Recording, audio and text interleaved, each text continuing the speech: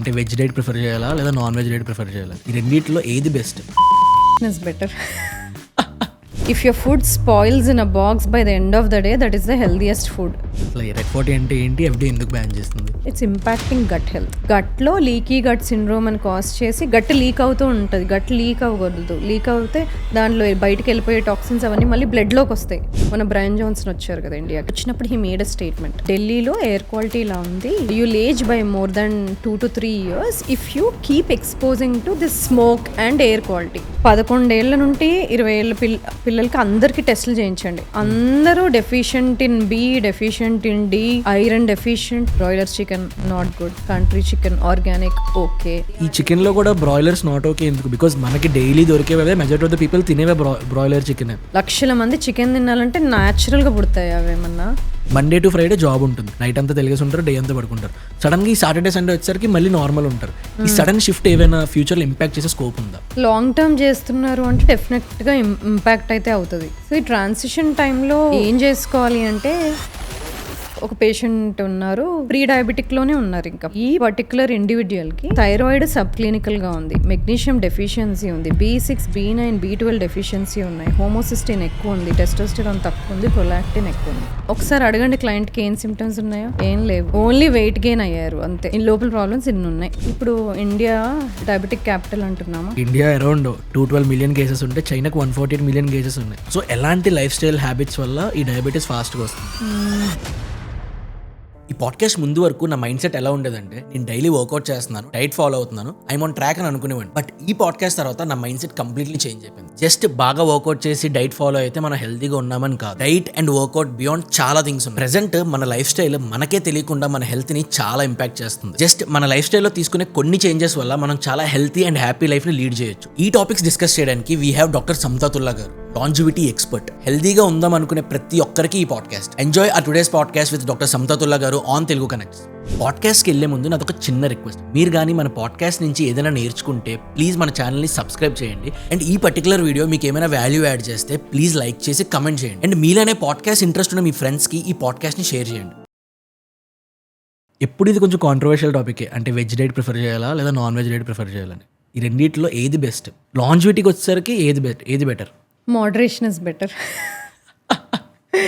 So ఎందుకు moderation అన్నాను అంటే, ఇఫ్ యూఆర్ కంప్లీట్లీ వెజిటేరియన్ అంటే నాన్ వెజ్ సోర్సెస్ అసలు తీసుకోవట్లేదు అంటే you'll have lot of deficiencies. Amino acids, B vitamins, choline ఇవన్నీ డెఫిషియెంట్ ఉంటారు. బట్ ఎవరైతే అవేర్ ఉంటారో, ఓకే ఈ డెఫిషియన్సీస్ ఉంటాయి కాబట్టి ఇవి నేను కవరప్ చేసుకోవాలి కాబట్టి నేను ఈ సప్లిమెంట్స్ యాడ్ చేసుకోవాలి అన్న కాన్షియస్ అవేర్ ఎడ్యుకేటెడ్ డెసిషన్ అయితే okay. Being vegan or a vegetarian and supporting ఏవైతే వెజిటేరియన్ నుండి రావో న్యూట్రియంట్స్ అవి ఎక్స్టర్నల్గా సపోర్ట్ చేసుకోవడం స్టిల్ ఓకే. ఎందుకంటే excessive non vegetarian is also not very ideal. ఎక్సెసివ్గా తీసుకుంటే డైలీ ఆర్ వీక్లీ ఎక్సెసివ్గా is not ideal. For example ఒక ఐడియల్ గ్రామ్స్ చెప్పండి. ఫర్ ఎగ్జాంపుల్ ఒక ప్రోటీన్ సోర్స్ నుంచే మన డేలో అంటే నాన్ వెజ్ నుంచి అరౌండ్ 80% అంటే 80 grams of protein non veg నుంచే మనం తీసుకుంటున్నాం. 70-80 grams ఆఫ్ ప్రోటీన్. అది మంచిదా లేదా ఇంకా తగ్గించుకుంటే బెటరా? కొంచెం తగ్గించుకోవాలి. ప్రోటీన్ సోర్సెస్ వెజిటేరియన్వి కూడా ఇంక్లూడ్ చేసుకోవాలి. కొంతమంది ఏం చేస్తారంటే నాన్ వెజిటేరియన్ ఉంటారు, non vegetarian source of protein వాడతారు, కానీ ఫైబరే తీసుకోరు. వెజిటబుల్స్ తినరు, ఫ్రూట్స్ తినరు, ఫైబర్ ఉండదు, హోల్ గ్రెయిన్ కూడా ఉండదు. అది ఐడియలా కాదు. ఓకే. కొంతమంది వెజిటేరియన్ ఉంటారు, మంచిదే, నాన్ వెజ్ ఎక్కువ తినరు, ఎక్కువ ఇన్ఫ్లమేషన్ ఉండదు, కానీ వెజిటేరియన్ ఉన్నంత మాత్రం వెజిటబుల్స్ తింటారని కాదు. రైస్, సాంబార్, పొడి. ఓకే. సో అల్టిమేట్గా ఏ టైపు ఉన్నారని కాదు, అసలు ఏం తింటున్నారు. మీరు వెజిటేరియన్, నాన్ వెజిటేరియన్ అంటే వాళ్ళు ఏం తినరో నాకు అర్థమవుతుంది, కానీ వాళ్ళు ఏం తింటారో నాకు అర్థం అవ్వట్లేదు. సో దానిపైన మనం డెసిషన్ చెప్పలేము. సో మోడరేషన్ ఎందుకు అన్నాను అంటే, లాంజివిటీ డయట్లో కలర్ఫుల్ ఫ్రూట్స్, వెజిటేబుల్స్ ఇంక్లూడ్ చేసుకోవాలి అని చెప్తాము. కానీ దానికన్నా సింపుల్గా చెప్పాలంటే, ఒక వారంలో ఒక 15 రకాల కూరగాయలైనా తినండి. అంటే రోజుకి 2 రకాల కూరగాయలైనా వేరేవి తినండి. ఇది బెటర్. లేదా కొంతమంది ఉంటారు, లైక్ నాకు తెలిసిన వాళ్ళే ఓన్లీ బెండకాయ టమాటానే తింటారు. అంటే నేను కూరగాయలు తింటానంటారు, చేంజ్ చేయరు. డైవర్సిటీ, వెరైటీ ఇవ్వకపోతే బాడీకి గట్ హెల్త్ ఇంప్రూవ్ అవ్వదు. ఓకే డైవర్సిటీ వెరైటీ అందుకనే అవసరం. కొన్ని బ్యాక్టీరియా కొన్ని ఫుడ్స్ పైన ఫీడ్ చేస్తాయి. ఇంకా నువ్వు ఎంత డైవర్సిటీ ఇంక్లూడ్ చేస్తే అంత బెటర్. అందుకనే ప్రోటీన్ సోర్సెస్ ఇంక్లూడ్ చేసుకోవాలి. ప్రోటీన్లో వెజిటేరియన్ నాన్ వెజిటేరియన్ రెండు ఇంక్లూడ్ చేసుకోవాలి. కానీ కల్చరల్ ఇన్హిబిషన్స్ ఉన్నాయి అంటే you don't have to force your self. కానీ కాన్షియస్గా ఏం డెఫిషియన్సీస్ రాగలుగుతాయో తెలుసుకొని వాటిని అడిషనల్గా తీసుకోవాలి, సప్లిమెంట్ చేసుకోవాలి. That is okay. But now coming to your non vegetarian అంటే ఫిష్ తింటున్నారా, రెడ్ మీట్ తింటున్నారా, కంట్రీ చికెన్ తింటున్నారా, బ్రాయిలర్ చికెన్ తింటున్నారా? Broiler chicken not good, country chicken organic okay. Red meat మీకు తెలుసా, రెడ్ మీట్ తీసుకుంటుంటే ఆ జంతువు ఏం తినిందని? మంచి గడ్డి తినిందా, చెత్తగడ్డి తినిందా? So grass fed organic meat still okay. Excessive not okay. Fish definitely okay. మళ్ళీ ఫిష్ కదా అని హై మర్క్యూరీ ఫిష్ ఎవ్రీడే అలా కాదు. సో ఏం తింటున్నాము, ఎక్కడి నుండి వస్తుంది ఆ జంతువు కూడా బ్రాయిలర్స్ నాట్ ఓకే ఎందుకు? బికాజ్ మనకి డైలీ దొరికేవే, మెజారిటీ ఆఫ్ ద పీపుల్ తినేవే broiler chicken. Conventionally raised chickens ఎలా ఉంటాయి చెప్పండి? కన్వెన్షనల్గా లక్షల మంది చికెన్ తినాలంటే న్యాచురల్గా పుడతాయి. అవేమన్నా పాపులేట్ చేయాలి కదా కన్వెన్షనల్గా. అవి న్యాచురల్గా ప్రొడ్యూస్ చేయడం కష్టం. They use all kinds of hormones to them. కాబట్టి అవి వాడలేము. దాని మీద కూడా కొంచెం కాంట్రవర్షియల్ టాపిక్. వాటికి ఇచ్చేవి హార్మోన్స్ కాదు, just normal basic injections, just పెరగడానికి basic injections, vitamin based injections still okay. ఎందుకు అంటే ఇప్పుడు సాయిల్లో కూడా న్యూట్రియన్స్ లేదు. ఇప్పుడు సాయిల్ కల్చర్ కూడా చేంజ్ అయింది కదా. అగ్రికల్చర్లో ఆర్గానిక్ ఉంటూనే సాయిల్లో న్యూట్రియన్స్ రేజ్ చేయడానికి కూడా వేరే వాడుతున్నాం కదా. సో న్యూట్రియన్స్ రేజ్ చేయడానికి ఏమైనా ఇస్తున్నారు, still okay. But hormones is still not okay. Now coming to dairy is a very controversial topic. I know. Young ఏజ్లో మనకి గ్రోత్ రిపేర్ ఉండాలి. ఇన్ ఆర్ టీన్స్ 20s మనకి గ్రోత్ రిపేర్ అవసరం.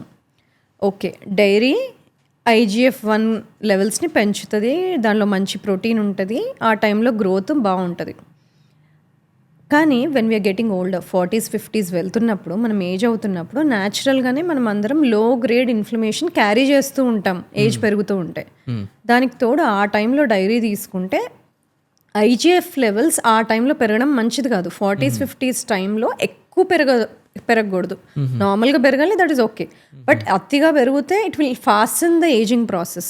Okay, dairy అంటే milk curd ఇవి.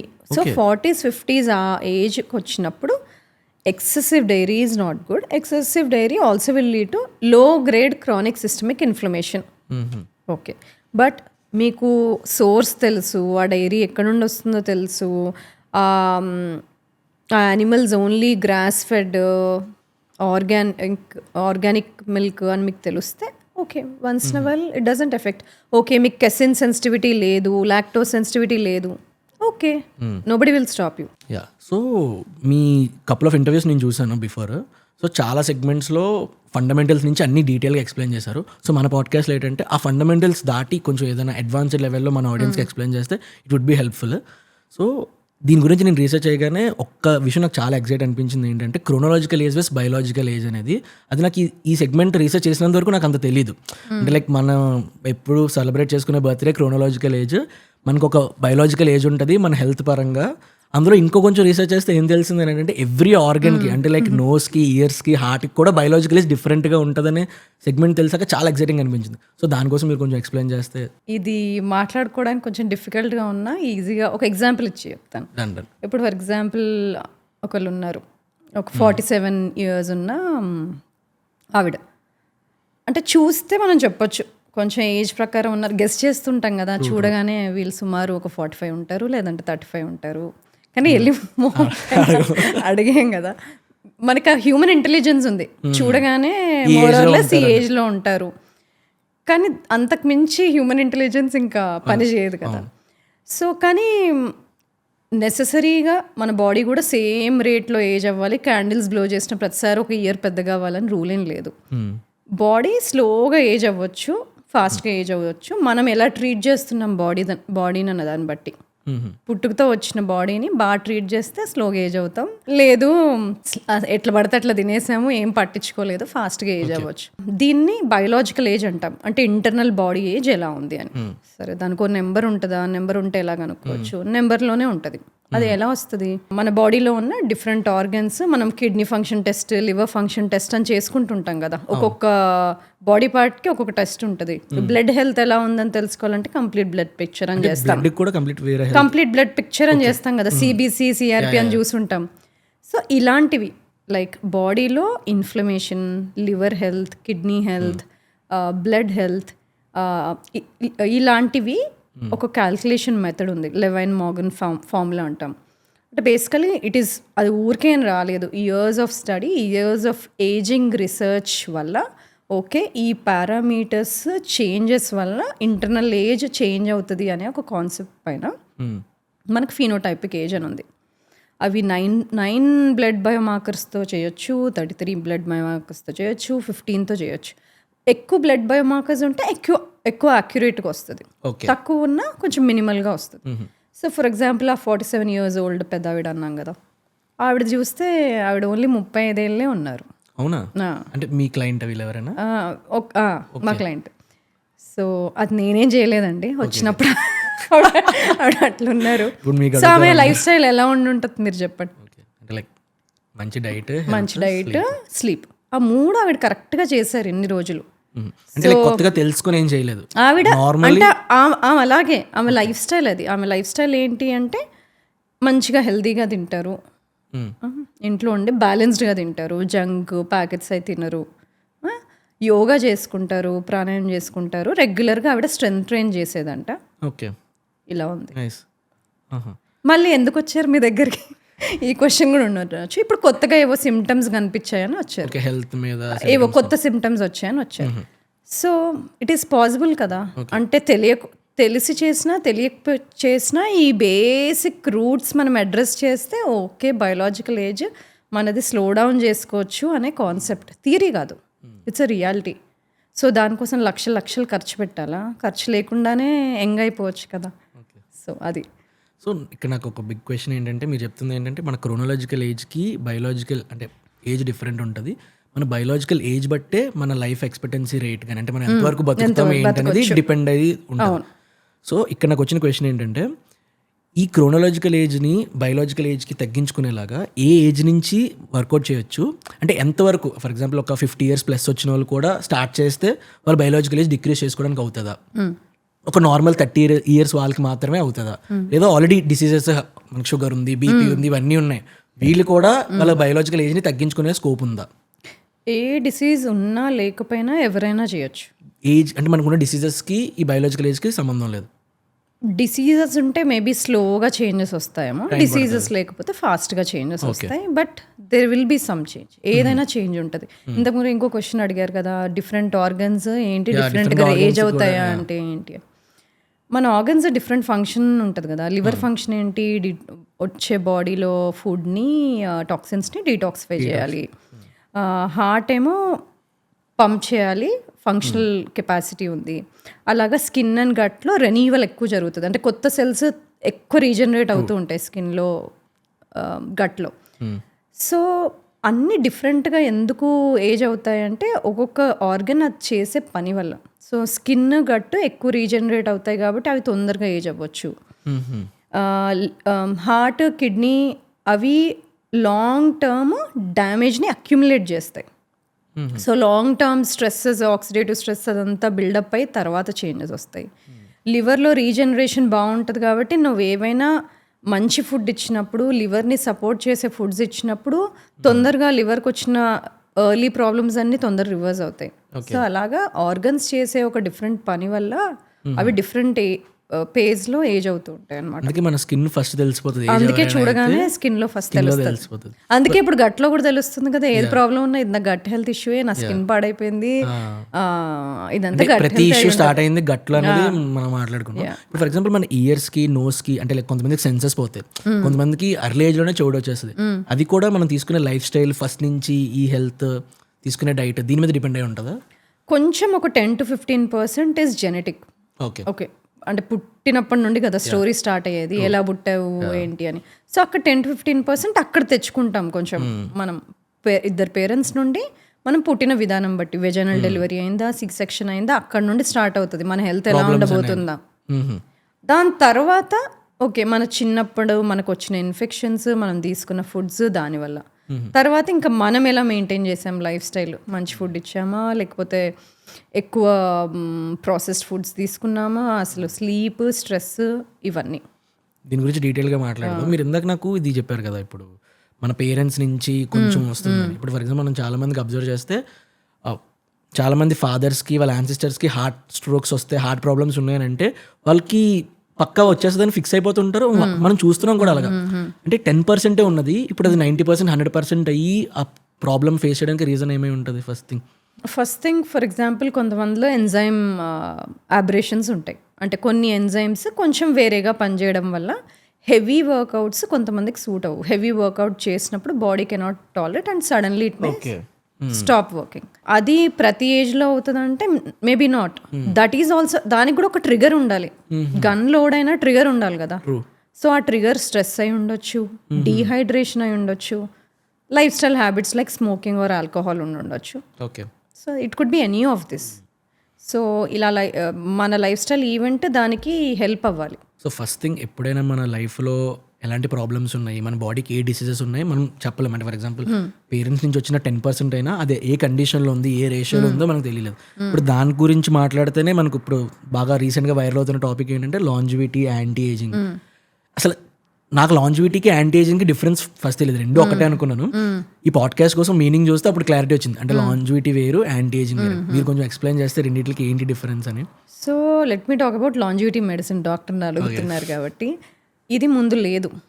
This term longevity medicine is only defined 2 years ago. ఇండియాలో ఇంకా అది అంత ప్రాపర్గా రాలేదు. 2 సొసైటీస్ ఉన్నాయి వరల్డ్ వైడ్లో, హెల్దీ లాంజివిటీ మెడిసిన్ సొసైటీ అని, లాంజివిటీ డాక్స్ నెట్వర్క్ అని. Member of both the societies. So అక్కడ డెఫినేషన్ అయిపోయింది. లాంజివిటీ మెడిసిన్ అంటే it's a AI assisted predictive, preventive, proactive, precision based personalised medicine. అంటే ఏంటి, ఏం రావచ్చో లైఫ్లో జెనెటిక్స్, మల్టీఓమిక్స్ అంటాము. ఒక జీన్ లెవెల్ నుండి మన బాడీలో వచ్చే సిమ్టమ్స్ వరకు ఆ స్పెక్ట్రమ్ తీసుకుంటే సిమ్టమ్స్ ఈజీగా చూడగానే చెప్పవచ్చు, ఓకే ఈ సిమ్టమ్స్ ఉన్నాయి. ఇంకొక స్టెప్ అంటే అంతవరకు వెయిట్ చేయాలా, చేయం కదా. ఒక స్టెప్ బ్యాక్ వద్దాం. ఓకే ప్రోటీన్స్ లెవెల్లో చేంజెస్ వస్తే ఆ ప్రోటీన్స్ బ్లడ్లో వస్తే చెప్పొచ్చు, ఈవెన్ సిమ్టమ్స్ రాకముందు. ఇంకొక స్టెప్ బ్యాక్ వద్దాం. మెటబోలోమిక్స్ అంటాము, ఇంకా బ్లడ్లోకి రాకుండా ఓకే సెల్లోనే చేంజెస్ అయితే ఓకే వాటి ఇండైరెక్ట్ మార్కర్స్ని బ్లడ్లో, యూరిన్లో ఏమైనా చూడొచ్చా, అదొక స్టెప్. ఇంకో స్టెప్ బ్యాక్ వస్తే ట్రాన్స్క్రిప్టోమిక్స్. ఇంకో స్టెప్ బ్యాక్ వస్తే జీనోమిక్స్. జీనోమిక్స్లో చేంజెస్ ఉంటే అది వెంటనే ఏమీ ఇప్పటికిప్పుడు బాడీలో ఏం కనిపించదు. ఓకే రిస్క్ ఉంది, అగైన్ ఆ టెస్ట్ ఎప్పుడు చేసామన్న దాన్ని బట్టి కూడా డిఫరెన్స్ ఉంటుంది. ఓకే ఇది రిస్క్ ఉంది ఫ్యూచర్లో, నాకు నేను ఈ ఏరియాస్లో జాగ్రత్తగా తీసుకోవాలి తెలుస్తుంది. సో ఈ మధ్యలో చెప్పిన ట్రాన్స్క్రిప్టోమిక్స్, మెటబోలోమిక్స్, ప్రోటియోమిక్స్ ఈ రీసెంట్గా జరిగిన రీసెర్చ్ లాస్ట్ 3 to 5 yearsలో. Now we have test symptoms రాకముందు ఎర్లీగా ఈ టెస్ట్లు చేసుకుంటే we can have a proactive lifestyle by predicting early symptoms and taking a personalised proactive care. Okay this is longevity medicine. అంటే రేపు ఫ్యూచర్లో మనకు వచ్చే హెల్త్ ప్రాబ్లమ్స్ని ముందే మనం ప్రెడిక్ట్ చేసుకొని దానికి ఏవైతే రూట్ కాజెస్ ఉన్నాయో దానికి మన లైఫ్ స్టైల్లో చేంజెస్ తీసుకొని వస్తే ఆ ప్రాబ్లమ్స్ రాకుండా మనం చేయొచ్చు, రాకుండా జాగ్రత్తలు పడవచ్చు. దానివల్లే ఏజింగ్ కూడా స్లో డౌన్ అయిపోతుంది. ఓకే అంటే వన్స్ మన ఏజింగ్ స్లో డౌన్ అయితే ప్రతి ఆర్గన్ కూడా ఫంక్షనింగ్ బాగుంటుంది. ఇక్కడ ఒక బిగ్ క్వశ్చన్, ఇప్పుడు ఇది మేబీ డమ్ క్వశ్చన్ అయ్యి ఉండొచ్చు. అంటే ఇప్పుడు ఇది స్లో అవ్వచ్చు అని అంటే ఇది స్లో అవుతున్న కొద్దీ మనం ఎక్కువ కాలం బతుకుతామా, అంటే like more than 100 years plus బతుకుతామా? యాక్చువల్లీ ఇది మీరు కరెక్ట్ క్వశ్చన్ అడిగారు, ఇది డమ్ క్వశ్చన్ కాదు. అల్టిమేట్లీ లాంజివిటీ మెడిసిన్ ఎందుకు డిఫైన్ చేశారు, అల్టిమేట్ అవుట్కమ్ ఏంటి అంటే, ఇప్పుడు ఇండియా డయాబెటిక్ క్యాపిటల్ అంటున్నాము. డయాబెటీస్, దానికి వచ్చే సైడ్ ఎఫెక్ట్స్, వాటికి వచ్చే gifts like hypertension, dyslipidemia, తర్వాత ఒక మెటబాలిక్ సిండ్రోమ్ అంటాము, తర్వాత కార్డియోవాస్కులర్ డిసీజ్, తర్వాత ఒక 10 pills వేసుకుంటాము. వీటిని these are bucketed as cardio metabolic diseases. Rooting out of ageing. So age అవుతూ ఉంటే స్టాండర్డ్గా మనం మన ఇంట్లోనే మన గ్రాండ్ పేరెంట్స్లో మన పేరెంట్స్లో చూస్తూ ఉంటాం కదా, ఈ ఏజ్ అవుతుంది 40-50 ఇయర్స్ అవుతారు, ఓకే డయాబెటీస్ వస్తుంది, హైపర్ టెన్షన్ వస్తుంది, పార్కిన్సన్స్ రావచ్చు, మెత్తమరపు వస్తుంది, న్యూరో డిజనరేటివ్ డిసీజెస్ రావచ్చు, క్యాన్సర్స్ వచ్చే శక్తి పెరుగుతుంది, ఇలాంటివి కదా. వీటిని ఏజ్ రిలేటెడ్ డిసీజెస్ అంటారు. స్లోయింగ్ డౌన్ ఏజింగ్ అంటే యంగ్గా కనిపించడానికి కాదు. స్లోయింగ్ డౌన్ డిసీజెస్ అంటే ఏజింగ్ ప్రాసెస్ని స్లో చేస్తే హాల్ మార్క్స్ ఆఫ్ ఏజింగ్ అంటాం. అంటే ఏజ్ అవుతూ ఈ డిసీజెస్ బయటపడడానికి ఏ పాత్వేస్ పాడైపోతే చెడిపోతే ఆ డిసీజెస్ వస్తాయి అని కాన్సెప్ట్. ఉట్టి డిఫైన్ చేస్తూ ఏం కూర్చోవట్లేదు. ఓకే డిఫైన్ చేశారు, తర్వాత ఏజ్ అవుతూ ఉంటే కొన్ని ప్రాసెసెస్ జరుగుతాయి, వాటికి హాల్ మార్క్స్ ఆఫ్ ఏజింగ్ అని లేబుల్ చేశారు. లేబుల్ చేస్తే అయిపోయిందా? లేదు. అదేమన్నా హ్యాక్ చేయొచ్చా, దాన్ని స్లో డౌన్ చేయొచ్చా, దానికి ఏమన్నా ట్రీట్మెంట్ కనుక్కోవచ్చా, ఆ ట్రీట్మెంట్ తీసుకుంటే ఇవేమన్నా స్లో డౌన్ అయ్యి ఈ డిసీజెస్ రాకుండా ఉంటాయా, ఆర్ డిసీజెస్ లేట్గా వస్తాయా? That is the concept. Okay. So slowing down ageing to slow down age related diseases, so that మనకి మనం ఏజ్ అయినప్పుడు, మనం పెద్దగా అయినప్పుడు ఆ ఫంక్షనల్ ఇండిపెండెన్స్ ఉండి ఎక్కువ ఫ్రాక్చర్లు అవి రాకుండా మన పనులు మనం చేసుకోవచ్చు, ఎక్కువ కాంప్లికేషన్స్లోకి హెల్త్ కాంప్లికేషన్స్లోకి వెళ్ళకుండా. అలాగే మన హెల్త్ మన జాబ్ని వదులుకునేలాగా చేయకుండా ఉంటుంది.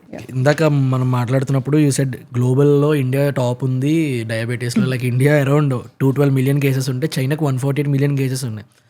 దీని బిగ్గెస్ట్ ఫ్యాక్టర్స్ ఏమున్నాయనంటే లైఫ్ స్టైల్. సో ఎలాంటి లైఫ్ స్టైల్ హ్యాబిట్స్ వల్ల ఈ డయాబెటీస్ ఫాస్ట్గా వస్తుంది? ఓకే, ఈటింగ్ విండో లాంగ్గా ఉండడం, shorter fasting window number 1. 2 including ఎక్కువ ప్రాసెస్ అయిన ఫుడ్స్ ఎక్కువ తినేయడం. కొంతమంది హెల్దీగా తింటున్నారు అనుకుని చాలా ప్యాకెట్లు డబ్బాలు తినేస్తుంటారు, హెల్దీ బిస్కెట్స్ అని. అది కూడా రిఫైన్డే, పైన హెల్దీ అని ఉంది అంతే, డబ్బా తిప్పి చూడాలి, దాంట్లో ఇంగ్రీడియంట్స్ లేబుల్స్ చదవాలి. ఒక్క లేబుల్ కన్నా ఎక్కువ ఉందంటే అది it's made to stay on the shelf.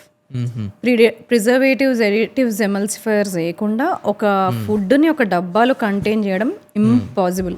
Okay. If your food spoils in a box by the end of the day, that is the healthiest food. అంత సింపుల్గా. సో ఇప్పుడు ఫర్ ఎగ్జాంపుల్ మీరు లేబుల్ చదవడం అది అని చెప్పారు కదా.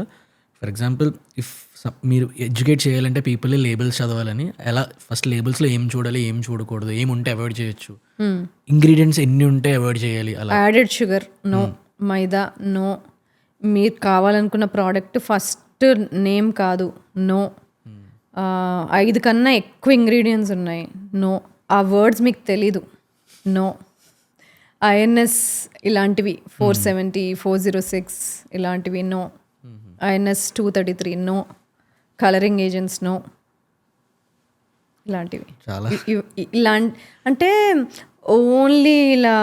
ఇంకా దానికన్నా ఇంట్లో ఫ్రెష్, అప్పుడప్పుడు పండుగలకి ఫ్రెష్ ఆయిల్స్కి, కొన్ని ఫెస్టివల్స్కి చేసుకుంటాం కదా, అలాంటివి అప్పుడప్పుడు ఓకే. కానీ ఎవ్రీడే బేసిస్లో ఈ ప్యాకెట్లు తెచ్చుకొని హెల్దీ అని చూసి వెనకాల లేబుల్లో ఇన్ని ప్రిజర్వేటివ్స్ ఉంటే దట్ ఈస్ వెరీ బ్యాడ్. అది మనకి హెల్త్కి మంచిదని కూడా తెలియదు, కానీ దానివల్ల there is risk for obesity, inflammation, leaky gut, autoimmune diseases and gut health, ఇన్ని ప్రాబ్లమ్స్ వస్తున్నాయి. కాబట్టి అందుకనే reading labels is very very very crucial. ఎక్కడైనా యాడెడ్ షుగర్ ఉంది అంటే నో. సో రీసెంట్గా ఒక టాపిక్ బాగా వైరల్ అవుతుంది కదా ఆన్లైన్లో, లైక్ రెడ్ 40 ఎఫ్డీఏ బ్యాన్ చేస్తుంది. అసలు రెడ్ 40 అంటే ఏంటి, ఎఫ్డీఏ ఎందుకు బ్యాన్ చేస్తుంది? మనము కలరింగ్ ఏజెంట్స్ వాడతాము, సింథటిక్ అంటే మ్యాన్ మేడ్ కదా, అండ్ ప్రిజర్వేటివ్స్ వాడతాము, ఎమల్సిఫైయర్స్ వాడతాము, ఎడిటివ్స్ వాడతాము to either give a colour కానీ, టెక్స్చర్ కానీ, కన్సిస్టెన్సీ కానీ, ఎనీ ఆఫ్ దీస్. ఇప్పుడు రెడ్ 40 ఒకటే బ్యాన్ చేయాల్సింది, ఇంకా బ్యాన్ చేయాల్సినవి చాలా ఉన్నాయి. ఇది బ్యాన్ చేశారు కాబట్టి లైమ్ లైట్లోకి వచ్చింది. అలా I can give you example of 3-4 things. INS అనే కోడ్ వాడతాం, ఇంటర్నేషనల్ నెంబరింగ్ సిస్టమ్ అంటాము. ఐఎన్ఎస్ 233 అని, ఐఎన్ఎస్ 470 అని, ఇలా డిఫరెంట్ కోడ్స్ వాడతాం. సో కెరాజినన్ అని, just to take an example, INS 233 కెరాజినన్ అంటాం. ఇది కూడా ఫుడ్ అడిటివే, కన్సిస్టెన్సీ చేంజ్ చేయడానికి వాడతాం. ఇలాంటివి ఇంకొన్ని కూడా ఉన్నాయి, ఐఎన్ఎస్ 470 అని, ఐఎన్ఎస్ 407 అని. సో ఇలాంటివన్నీ ఏంటి అంటే ఇప్పుడు లాస్ట్ రీసెంట్ టైమ్స్లో జరిగిన స్టడీస్ ఏంటంటే it's impacting gut health. Okay. గట్లో లీకీ గట్ సిండ్రోమ్ అని కాజ్ చేసి గట్ చాలా ఇంటిగ్రల్గా ఉండాలి, ఇంటిగ్రిటీ ఉండాలి. కానీ దాంట్లో ఏదైనా కొన్ని గ్యాప్స్ అవి వచ్చేస్తే గట్ లీక్ అవుతూ ఉంటుంది. గట్ లీక్ అవ్వకూడదు. లీక్ అవుతే దాంట్లో బయటకు వెళ్ళిపోయే టాక్సిన్స్ అవన్నీ మళ్ళీ బ్లడ్లోకి వస్తాయి. సో అవి autoimmunity issues, skin issues, gut issues, joint issues చాలా వస్తాయి. So in the recent studies many of these preservatives, additives అన్ని గట్ హెల్త్ ఇంకా అవి దెబ్బతీసి ఇన్ఫ్లమేషన్ కూడా it's causing. So that is the main reason. అందుకని labels read చేయాలి. ఎక్కడైనా preservatives INS so and so అని ఉంటే ట్రై టు అవాయిడ్ చేయాలి. కానీ అట్లా అని ప్రతివీ అలాగే ఉంటాయని కాదు. Some agents or some preservatives are tested according to the given norms. ఇప్పుడు ఫర్ ఎగ్జాంపుల్ గోర్ గమ్ అంటాం. గమ్ నుండి తయారు చేసిన ఒక preservative additive to mix oils and water అలా యూజ్ చేస్తాం. That is a natural agent.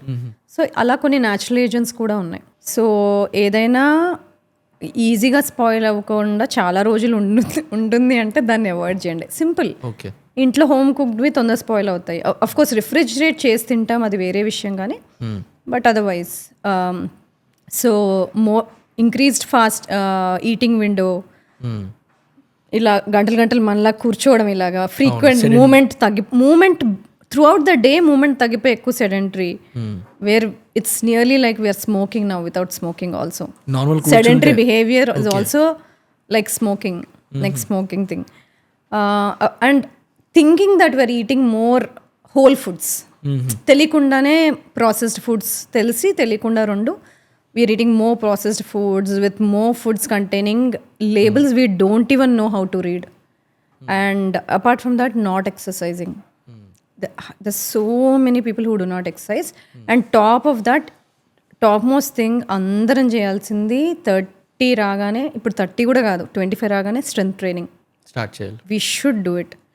మనం ఏవైనా బ్యాంక్లో మనీ వెనకాల వేసుకోవాలనుకుంటున్నట్టు హెల్త్లో ఏదైనా మనకి ఏమైనా వేసుకుంటే పడుంటుందిలే లైఫ్లో ముందుకు వెళ్తుంటే అంటే కొంచెం మజిల్, కొంచెం ఒక higher VO2 max, better heart rate variability, low resting heart rate, ఇవి మెయింటైన్ చేసుకుంటే any risk from dying reduce అవుతుంది. Any risk from all these chronic lifestyle diseases reduce అవుతుంది. ఓకే. అండ్ ఎక్కువ మన పిల్లల మీద మనం ఫంక్షనల్లీ డిపెండెంట్ ఉండము. యాక్చువల్లీ ఈ సెగ్మెంట్ నాకు చాలా ఇంట్రెస్ట్. ఎందుకనంటే ఈ టాపిక్స్ చాలామంది మాట్లాడరు. లైఫ్లో 2 waysలో డెత్ ఉంటుంది. ఒకటి అన్ప్రెడిక్టబుల్, అసలు మనం ఏం చేయలేము. ఒకటి పెయిన్ఫుల్ డెత్ ఉంటుంది. అంటే లైక్ చాలా మంది అనుకుంటారు లైక్ ఏముంది చచ్చిపోతాం కదా, ఎలాగా నచ్చింది తినుకుంటూ నచ్చినట్టు వండుకుంటూ హ్యాపీగా ఉంటే ఇది లైఫ్ అనే కాన్సెప్ట్ ఉంటుంది. బట్ ఇప్పుడు మనం చూస్తే మన యాన్సిస్టర్స్లో కానీ ఎవరైనా ఒక పెయిన్ఫుల్ డెత్ చూస్తే మన మైండ్ సెట్ మారిపోతుంది. అంటే లైక్ ఒక్కళ్ళ డెత్ మీద ఒక ఫ్యామిలీ అందరూ డిపెండ్ అయ్యి ఉండి వాళ్ళందరికీ హెల్ప్ చేసుకుని ఇంకా వాళ్ళ లైఫ్ అంతా అదే అయిపోతుంది ఒకళ్ళ వల్ల. అదే మనం కొంచెం హెల్తీ లైఫ్ని లీడ్ చేసుకుంటూ వెళ్తే మన డెత్ ఏదైతే ఉంటుందో హ్యాపీ డెత్ ఉంటుంది. అంటే లైక్ ఒక పెయిన్ఫుల్ బెడ్ మీద ఒక 1 year 2 years ఉండకుండా చనిపోయేది కూడా హ్యాపీగా చచ్చిపోతాం. ఈ కాన్సెప్ట్ కొంచెం మాట్లాడడానికి కూడా చాలా మంది ఇబ్బంది ఫీల్ అవుతారు. అండ్ ఇప్పుడు ఈ యాంటీ ఏజింగ్ ప్రాసెస్లో, ఈ లాంజివిటీలోని మనం ఇది ఫాలో అయితే, ఈ ప్రెడిక్షన్స్ అన్ని ముందే తెలుసుకుని అంతా ఫాలో అయితే ఈ ప్రాసెస్ మనకు హ్యాపీగా ఉంటుంది. అది మీరు చెప్తున్నారు. ఇప్పుడు ఫర్ ఎగ్జాంపుల్ ఈ యాంటీ ఏజింగ్ సెగ్మెంట్ మనం చూసుకుంటే ఫ్రెండ్స్లో ఒక 30 years 35 years వాళ్ళని చూస్తే వాళ్ళ ఏజ్ కొంచెం ఫాస్ట్గా కనిపిస్తుంది. ఒకళ్ళ ఏజ్ ఫాస్ట్గా ఉండదు. అంటే ఇద్దరు వాళ్ళు జిమ్ చేస్తారు, వీళ్ళే హెల్తీగా ఉంటారు. బట్ ఏం చేంజెస్ ఉంటాయి? సో దానివల్ల వాళ్ళ ఏజ్ కనిపిస్తుంది, వీళ్ళ ఏజ్ కనిపించదు. అంటే ఏవి స్టాండర్డ్ గా ఉన్నాయి ఇద్దరులో? సేమ్ ఏజ్ ఇద్దరు? అంటే లైక్ ఇద్దరు ఫ్రెండ్స్. ఓకే, ఇద్దరు ఫ్రెండ్స్, ఇద్దరు ఎక్సర్సైజ్ చేస్తారు, ఇద్దరు ఎక్సర్సైజ్ చేస్తారు, బాగానే ఉంటారు, ఇద్దరు బాగా పడుకుంటారు. ఎవరు తెలియదు అది. So okay, let's start with sleep. ఈ మధ్య అందరు స్లీప్ ఇంపార్టెంట్ అంటున్నారు కదా. అంటే స్లీప్ అంటే బెడ్ మీద టైంకి వెళ్ళి కళ్ళు మూసుకొని పడుకుంటే స్లీపా అని నేను అనుకునేదాన్ని, నేను కూడా అప్పట్లో. కానీ కాదు. ఎందుకంటే కళ్ళు మూసుకొని పడుకున్నాక there are different phases of sleep. ఉట్టిగానే ఏం కనుక్కోలేదు కదా, ప్రతి ఫేజ్లో ఏదో ఒకటి అవుతుంది. ఒక ఫేజ్లో మనకి ఇన్సులిన్ లైక్ గ్రోత్ ఫ్యాక్టర్ అనే హార్మోన్ రిలీజ్ అయ్యి బాడీ డే అంతా చేసిన ఎక్సర్సైజ్కి అప్పుడు రిజల్ట్స్ వస్తాయి, బాడీలో క్లీనప్ అవుతుంది, టాక్సిన్స్ పోతాయి, ఇంత అవుతుంది కదా నైట్లో. అన్నీ ఒక ఫేజ్ వైజ్ అవుతాయి. సో ఆ డీప్ స్లీప్, ఆ ఇద్దరు వ్యక్తుల్లో ఎవరు డీప్ స్లీప్లో టైం స్పెండ్ చేస్తున్నారు నాకు తెలుసా, మీకు తెలుసా? తెలీదు. హార్ట్ రేట్ ఎర్లీగా డ్రాప్ అవుతే రికవరీ తొందరగా ఉంటుంది. అది మీకు తెలీదు, నాకు తెలీదు. అలాగే వాళ్ళిద్దరిలో స్ట్రెస్ని తగ్గించుకుంటున్నారా? స్ట్రెస్ అందరికీ ఉంటాయి, ఉండవనట్లేదు. కానీ ఏ లెవెల్లో మనం ఆ స్ట్రెస్కి రియాక్ట్ అవుతామో దానివల్ల డిఫరెన్స్ ఉంటుంది. కొంతమంది ఉంటారు స్ట్రెస్ ఉంటుంది కానీ ఏం రియాక్ట్ అవ్వరు. అలాగే చిన్న క్వశ్చన్ ఉంది, అసలు స్ట్రెస్ని ఎలా డిఫైన్ చేస్తారు? అంటే ఫర్ ఎగ్జాంపుల్ ఒక స్ట్రెస్ ఒకళ్ళు ఉందా లేదా అంటే స్ట్రెస్కి ఇప్పుడు ఫర్ ఎగ్జాంపుల్ నేను కొన్నిసార్లు టెన్షన్ పడతాను, దాన్నే స్ట్రెస్ అనుకుంటాను. స్ట్రెస్ అంటే కంటిన్యూస్గా హార్ట్ రేట్ రెస్టింగ్లో ఉండకుండా హైలో ఉంటుంది. అది యాంగ్జైటీనా?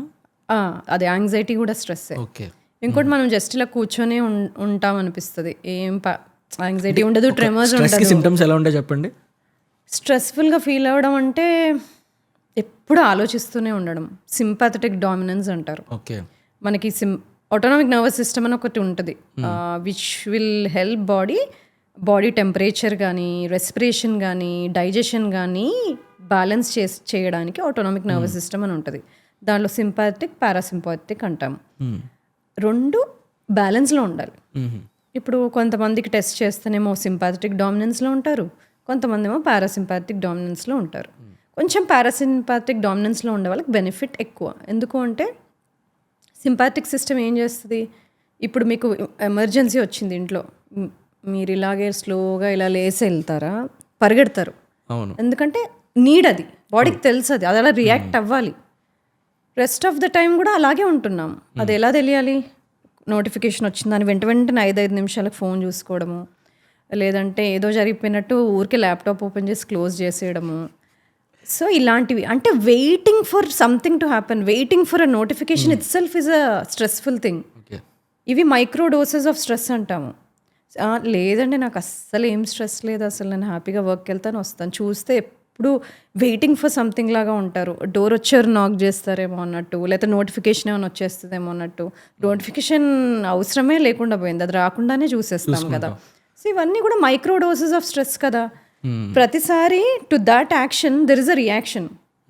ఆ రియాక్షన్ అప్పుడు ప్రతి రియాక్షన్ ఉన్న ప్రతిసారి కార్టిజాల్ రైజ్ అవ్వాలా, ఏదైనా అడ్రస్ చేయడానికి కార్టిజాల్ రైజ్ అవ్వాలి. Body is not made for that. Okay. మనం హ్యూమన్స్ తయారైనప్పుడు అప్పుడు ఏం తెలియదు, ఒక మోడర్న్ లైఫ్ స్టైల్ వస్తుంది, అప్పుడు ఒక కల్చర్ వస్తుంది అని తెలీదు.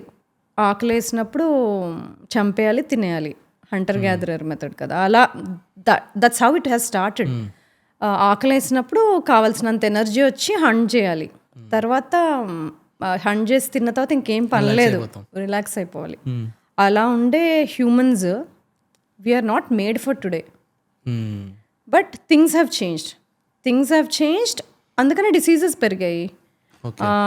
మా నాయనమ్మలు, మా తాతయ్యలు మీరు ఇలాగే చెప్తారు, వాళ్ళు అన్నీ తిన్నారు, అన్నీ చేశారు, బాగున్నారు. వాళ్ళ ఎన్వైరన్మెంట్ మనలాగా ఉండిందా, వాళ్ళు ఉన్నప్పుడు సాయిల్ మనలాగా ఉండిందా? ఇలా గంటలు కూర్చొని పాడ్కాస్ట్ చేసామా?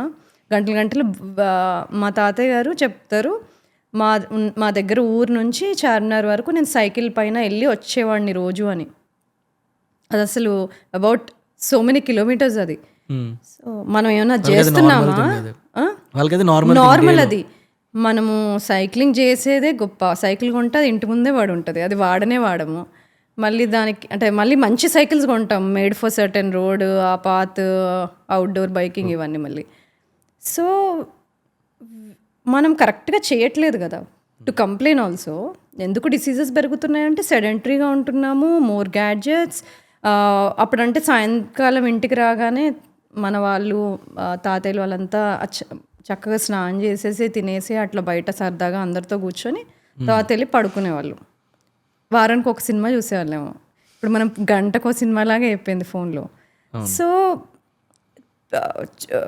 Over the years soil changed, environment changed, మనం తాగే బాటిల్స్ చేంజ్ అయిపోయాయి, lot of things have changed. టైంకి తినము, ఏదో హడావిడిగా ఏదో అయిపోతున్నట్టు మాట్లాడుతూ తినేస్తాము, గ్యాడ్జెట్స్ చూస్తూ తింటాము. అది కూడా స్లోగా చూ చేయడం అనేది ఏం లేదు, మింగేయడమే. So lot of things have changed. అంటే ఇది ఒక్కటే రీజన్ అని చెప్పడానికి లేదు. యాక్చువల్లీ మీరు చాలా టాపిక్స్ మాట్లాడారు, మనం స్లోగా బ్రేక్ డౌన్ చేద్దాం అన్నిటిని. ఇందాక నేను స్ట్రెస్ కోసం మాట్లాడుతున్నప్పుడు నాకు ఫుల్ నవ్వొచ్చింది. ఎందుకనంటే మా ఫ్లాట్లో ఒకడు ఉన్నాడు, వాడు ఫీల్ అవుతున్నాడు. సో దాని మీద నా క్వశ్చన్ ఏంటంటే, ఇప్పుడు అది నాకు తెలియదు. ఇప్పుడు మీరు చెప్తుంటే స్ట్రెస్కి సిమ్టమ్స్ అలా ఉంటాయి నాకు తెలియదు. ఇప్పుడు ఫర్ ఎగ్జాంపుల్ అలాంటి సిమ్టమ్స్ ఒకరు ఫేస్ చేస్తున్నారు ఇప్పుడు, అది ఫ్యూచర్లో ఎలాంటి ప్రాబ్లమ్స్కి లీడ్ చేస్తుంది? ఇందాక మీరు చెప్పిన సిమ్టమ్సే అన్నీ ఉన్నాయి తనకి. సో ప్రతిసారి మనము అన్కాన్షియస్గా ఫోన్ తీస్తాం కదా, at least these are the few things I tell వేరే వాళ్ళకి తీసినప్పుడు. ఓకే, నేను ఏం చూడ్డానికి తీసాను ఫస్ట్ క్వశ్చన్, అది ఇప్పుడే చూడాలా, చూడకపోతే ఏదైనా పని ఆగిపోతుందా, we should question our self.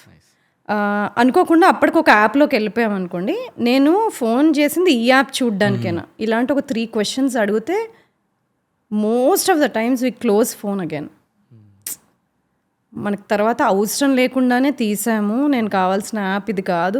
కొంతమందికి అయితే direct they go to that app directly. పని నోటిఫికేషన్ వేరే యాప్ నుండి వచ్చినా అక్కడికి వెళ్ళరు, వేరే యాప్కి వెళ్తారు. So body strained and tuned. So మనల్ని మనం హ్యాక్ చేసుకోవాలి అంటే ఇలాంటి కొన్ని క్వశ్చన్స్, సెల్ఫ్ రిఫ్లెక్టివ్ క్వశ్చన్స్ అడగొచ్చు. ఓకే. అది కాకుండా వర్క్, చాలామంది మల్టీ టాస్కింగ్ చేస్తుంటారు, చాలా వర్క్స్ చేస్తుంటారు because of today's life style also. మనకి ఎప్పుడు నో చెప్పాలో, ఎప్పుడు డేలో వర్క్ని ఎండ్ చేయాలో యూజువల్గా ఆ లైన్స్ బ్లర్ అయిపోతూ ఉంటాయి.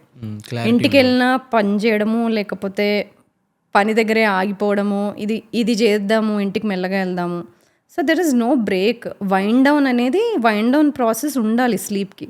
ఆ వైండింగ్ డౌన్ అనే పీరియడ్ లేకపోవడం వల్ల కూడా క్యుములేటివ్ ఎఫెక్ట్స్ తర్వాత అన్నీ వచ్చేస్తాయి. ఫస్ట్ ఇన్సులిన్ రెసిస్టెన్స్ వస్తుంది, అంటే సెల్స్ సరిగ్గా లేకపోతే ఫస్ట్ ఇన్సులిన్ రెసిస్టెన్స్ వస్తుంది. ఇన్సులిన్ రెసిస్టెన్స్ వచ్చేస్తుంది. సెల్స్ గ్లూకోజ్ని సరిగ్గా తీసుకోవు.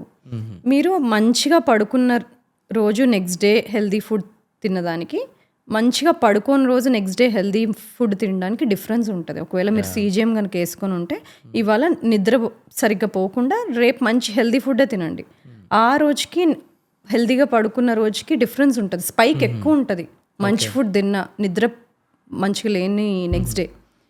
సో స్ట్రెస్ స్లీప్ రెండు ఇన్సులిన్ సెన్సిటివిటీని ఇంపాక్ట్ చేస్తాయి స్లోగా, తెలియకుండానే అయిపోతుంది. అంటే మన డైట్ 100% ప్రాపర్ ఉన్నా just because of not sleeping properly ఆ డైట్ పనికిరాదు, పని చేయదు. ఎక్సర్సైజ్ కూడా పని చేయదు. కొంతమంది ఉంటారు ఎక్సర్సైజ్ బాగా చేస్తారు, ఫుడ్ బాగా చూసుకుంటారు, కానీ స్ట్రెస్ స్లీప్ని సరిగ్గా హ్యాండిల్ చేయరు. వాళ్ళల్లో కూడా రిజల్ట్స్ ఉండవు. అదేంటి నేను ఎంత హార్డ్ వర్క్ చేస్తున్నాను, రిజల్ట్స్ కనిపించట్లేదు అంటారు. ఆర్ ఎయిదర్ మొనాటనస్ కూడా అయిపోయి ఉంటుంది, ఎక్సర్సైజ్ కూడా మొనాటనస్ అయిపోయి ఉంటుంది. అంటే అడాప్టేషన్ అనేది ఒకటి వచ్చేస్తుంది కదా బాడీకి. If you don't create a change, body is very smart, it will get use to. ఇక్కడ ఈ స్లీప్ కోసం మనం మాట్లాడుతున్నప్పుడు కొంచెం డీటెయిల్గా మాట్లాడదాము. లైక్ ఇప్పుడు నాకు తెలుసు, లైక్ 8 hours స్లీప్ మినిమమ్. నీ లైఫ్ హెల్తీగా ఉండాలంటే నువ్వు 8 hours పడుకోవాలి పక్కా, నాకు తెలుసు.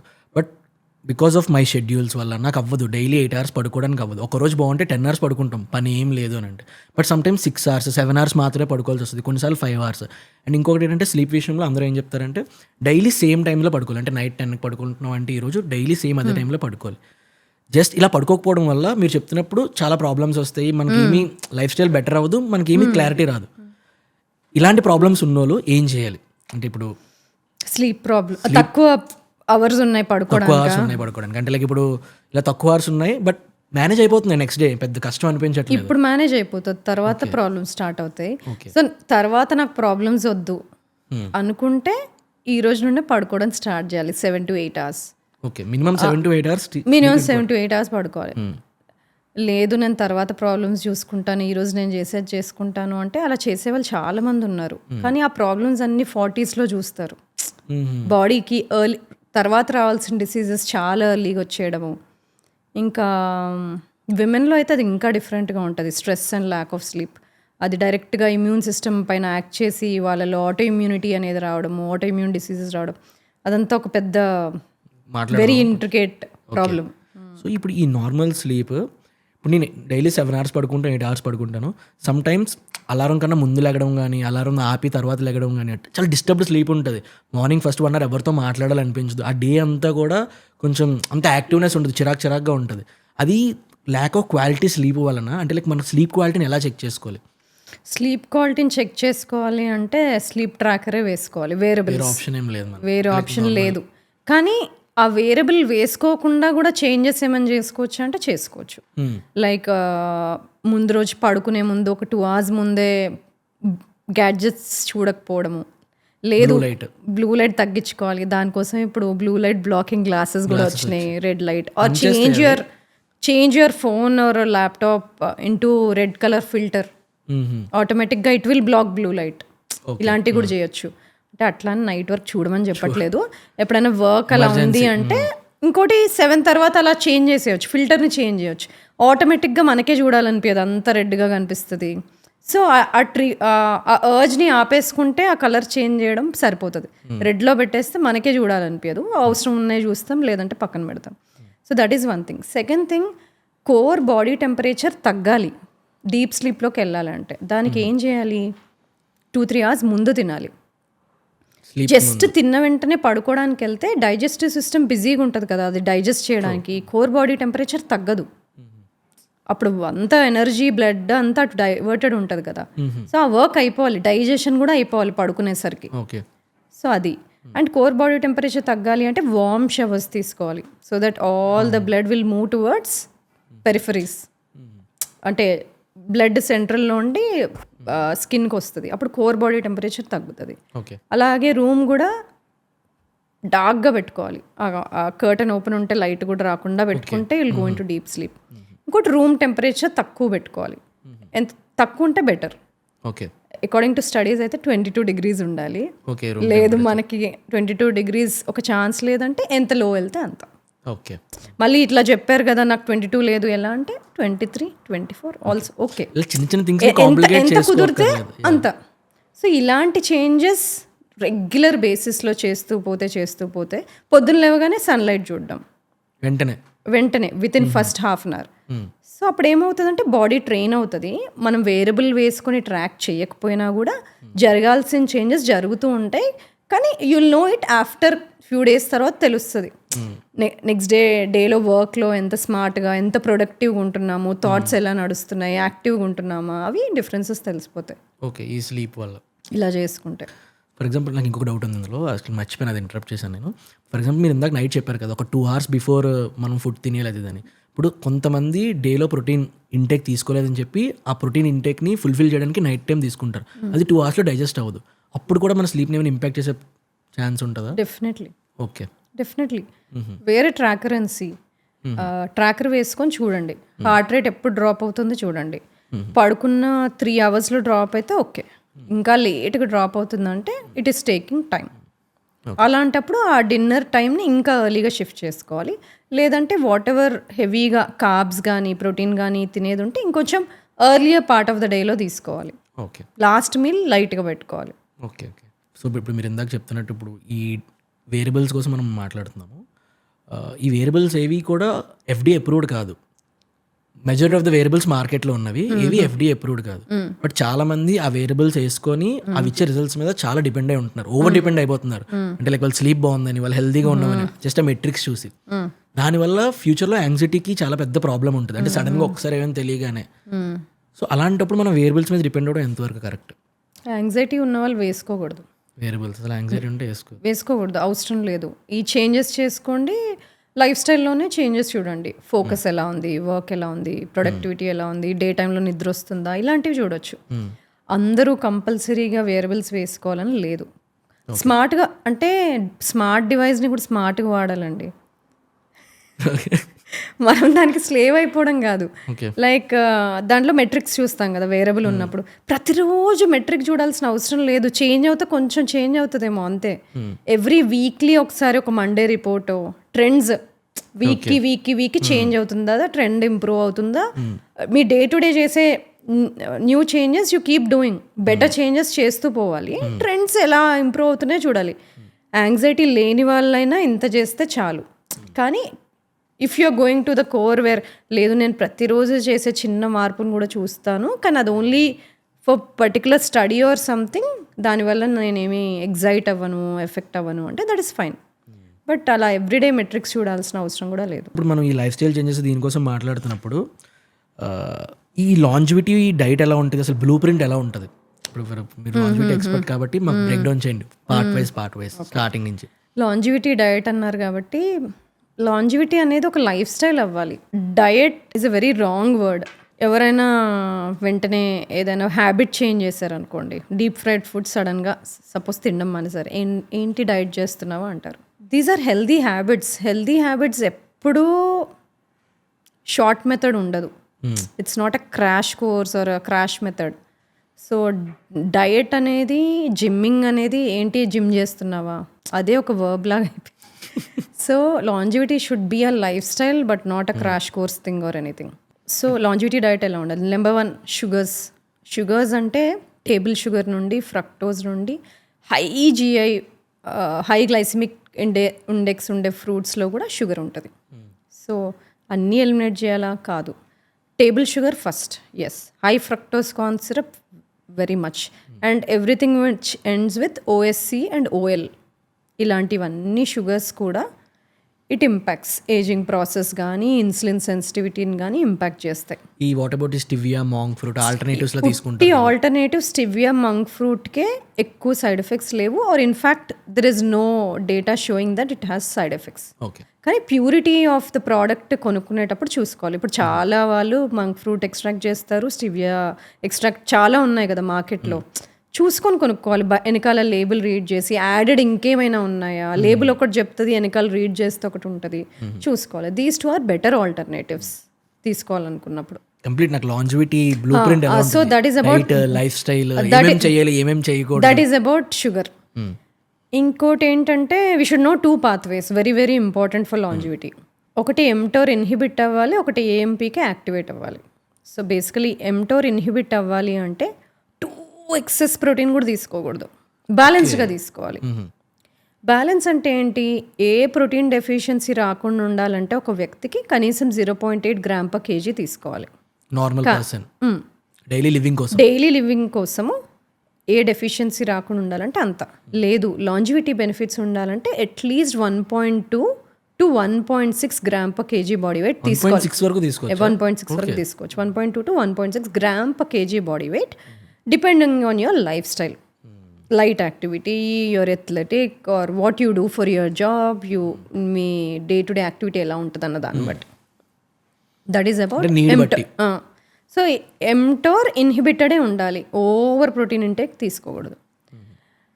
సెకండ్ థింగ్, AMPకి యాక్టివేట్ అవ్వాలి. AMPకి యాక్టివేట్ అవ్వాలంటే బాడీ ఫాస్టింగ్లోకి వెళ్ళినప్పుడు యాక్టివేట్ అవుతుంది, కార్బ్స్ తక్కువ తీసుకున్నప్పుడు యాక్టివేట్ అవుతుంది, ఇంటర్మీడియట్ ఫాస్టింగ్ చేసినప్పుడు యాక్టివేట్ అవుతుంది. సో ఇలాంటి హ్యాబిట్స్, ఎక్కువ whole grain, low glycemic index foods తీసుకుంటే సరిపోతుంది. అన్ప్రాసెస్డ్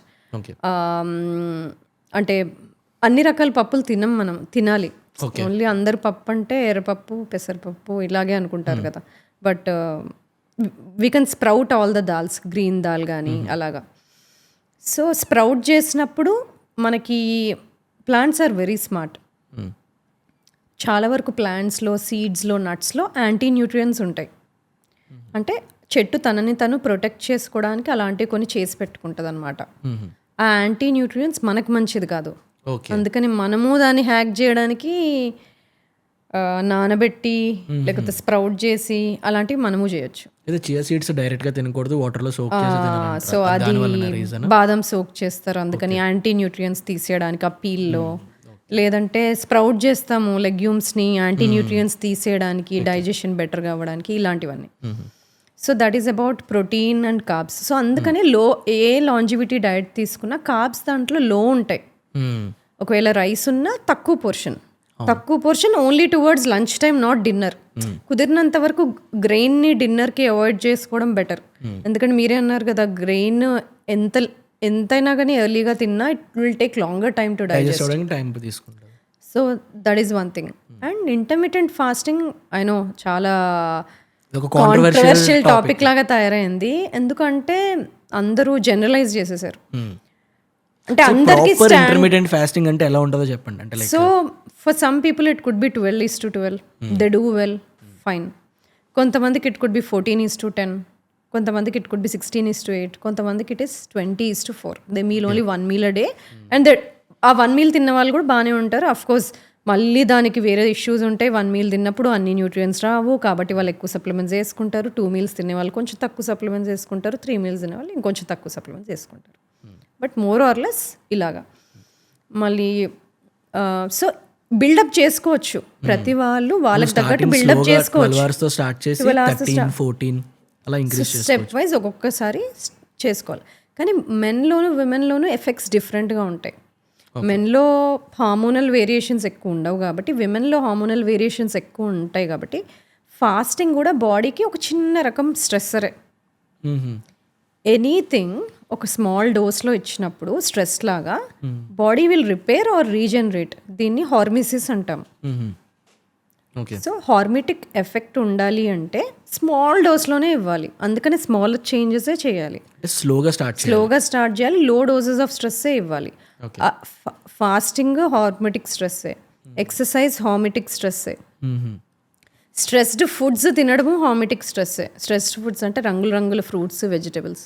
ఓకే, అంటే ఒక్కసారి డైట్ చేయమన్నారు కదా అని చెప్పి 5 కలర్స్ యాడ్ చేసుకోవాలని చెప్పి ప్లేట్లో 5 కలర్స్ లేదు. ఒకటే రంగు తింటే 2 తినండి, 2 తింటే 3 తినండి. రంగులు మెల్లగా ఇంక్రీజ్ చేయండి అలాగా.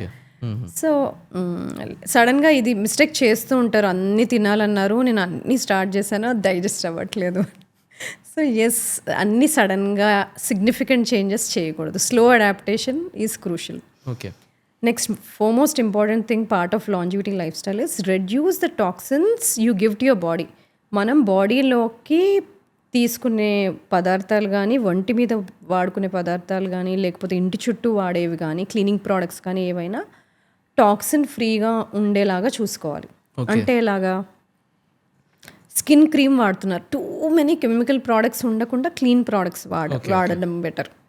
అలాగే మనం ఫ్లోర్ క్లీనింగ్ ప్రోడక్ట్స్ చూస్తాం కదా, అవి కూడా లిటిల్ ఆర్గానిక్, లో కెమికల్ ప్రోడక్ట్స్ వాడడం అవి కూడా ఎక్స్పెక్ట్ చేస్తాయి. ఫ్లోర్ క్లీనింగ్ ప్రోడక్ట్స్ కానీ, మనం వాడుకునే deodorants, especially deodorants, hair colour, face creams, shampoos అన్నీ ఎఫెక్ట్ చేస్తాయి. సో లాంజివిటీ లైఫ్ స్టైల్ అంటే ఏదో డైట్, ఎక్సర్సైజ్, స్లీప్, స్ట్రెస్ అని కాదు.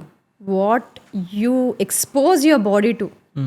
ఇప్పుడు for example what you expose your body to అంటే very right kind of example we can take. మన Bryan Johnson వచ్చారు కదా ఇండియాకి. వచ్చినప్పుడు హీ మేడ్ అ స్టేట్మెంట్, ఢిల్లీలో ఎయిర్ క్వాలిటీ ఇలా ఉంది, ఇన్ని ఇంప్యూరిటీస్ ఉన్నాయి, so your biological ageing process you'll age by more than 2 to 3 years if you keep exposing to this smoke and air quality. Okay. So ఏ ఎన్వైర్న్మెంట్లో బాడీని పెడతామో అది కూడా చాలా ఇంపార్టెంట్.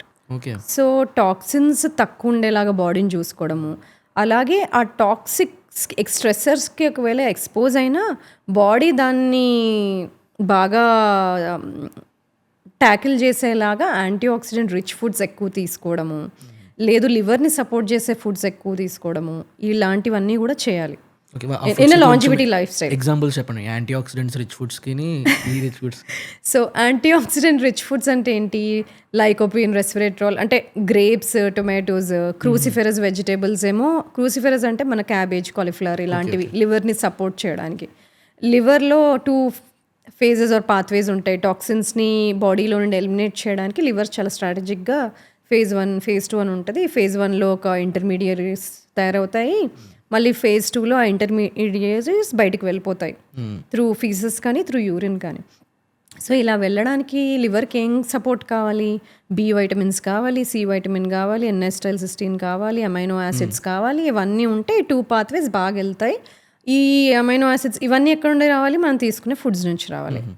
సో సపోజ్ మీరు బాడీకి B6, B9, B12 amino acid rich foods ఇవి ఇవ్వలేదనుకో, ఎలా లివర్ హెల్త్ ఇంప్రూవ్ అవుతుంది? అందరు డీటాక్స్ అంటారు. డీటాక్స్ అంటే ఏంటి? లివర్ని సపోర్ట్ చేస్తున్న ఫుడ్స్ ఇవ్వడము డీటాక్స్ అంతే. అండ్ డీటాక్స్ అంటే ఉట్టి లివరే చేయదు. By the way kidney, lymphatic system, skin అన్నిట్లోనూ డీటాక్స్ అవుతుంది. లంగ్స్ కూడా డీటాక్స్ చేస్తాయి. సో డీటాక్స్ పాత్వేస్ ఉట్టి లివరే కాదు, ఈ ఆర్గన్స్ కూడా చేస్తాయి. అంటే ఇప్పుడు ఈ ఫంక్షనింగ్ ఎలా ఉన్నది ఏంటో తెలుసుకోవాలంటే మనం ప్రాపర్ టెస్ట్లు తీసుకోవాలి, దాన్ని బట్టి మనకి ఈ ఫంక్షనింగ్ తెలుస్తుంది.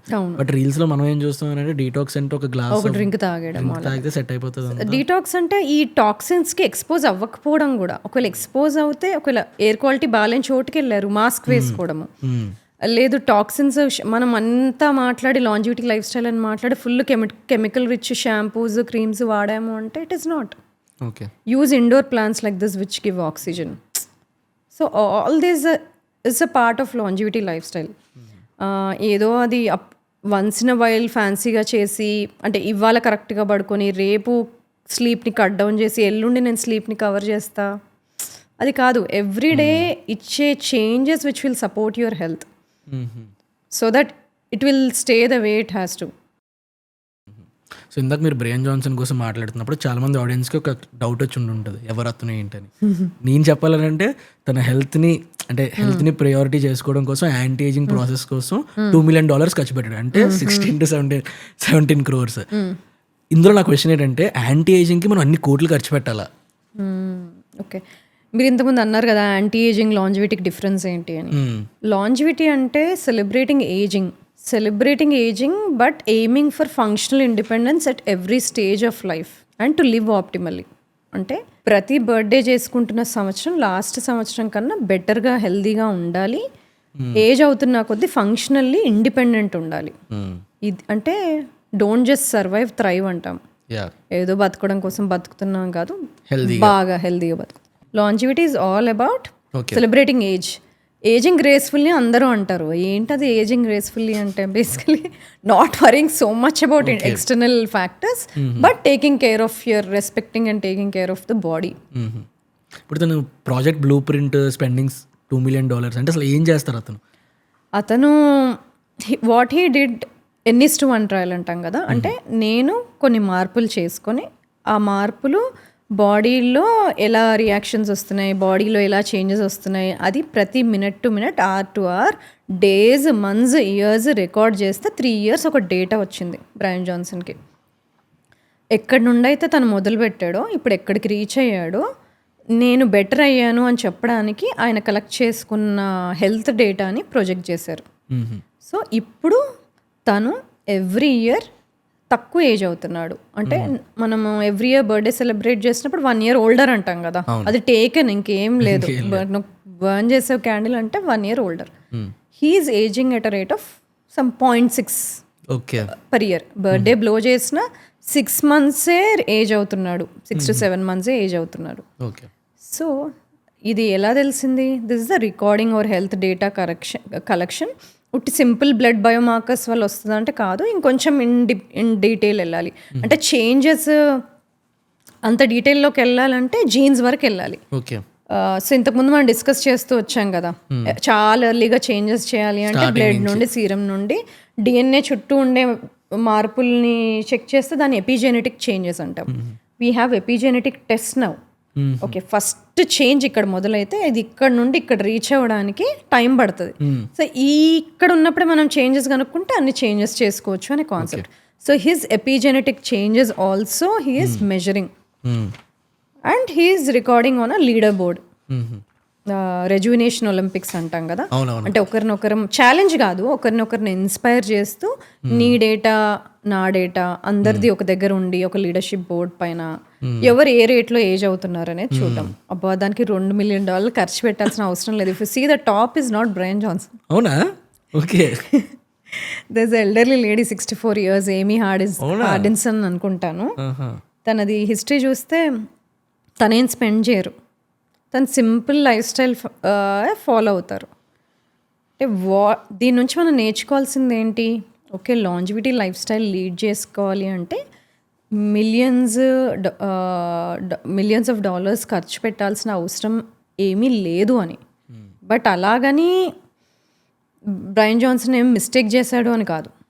He has opened up the world to see, okay, ఒక లైఫ్ స్టైల్లో చేంజెస్ చేసుకుంటే మీకు ఎంత బెనిఫిట్స్ వస్తాయో చూడండి అని తనని తను ఒక N:1 ఎక్స్పెరిమెంట్ లాగా చేసి డాక్యుమెంట్ చేసి ప్రూవింగ్ ద డేటా. బట్ అట్లానే అందరం చేయాల్సిన అవసరం లేదు. మనము level 1 బయోహాక్ చేసుకోవచ్చు, level 2, level 3 డిపెండింగ్ ఆన్ మన ప్యాషన్, విజన్ ఏంటి, మనం డే టు డే ఏం వర్క్ చేస్తాము. So as simple as procedures వాడిన ఆవిడ కూడా షీఈస్ ఏజింగ్ వెరీ స్లో. అంత అంటే అట్లాగని from where he started he's doing well.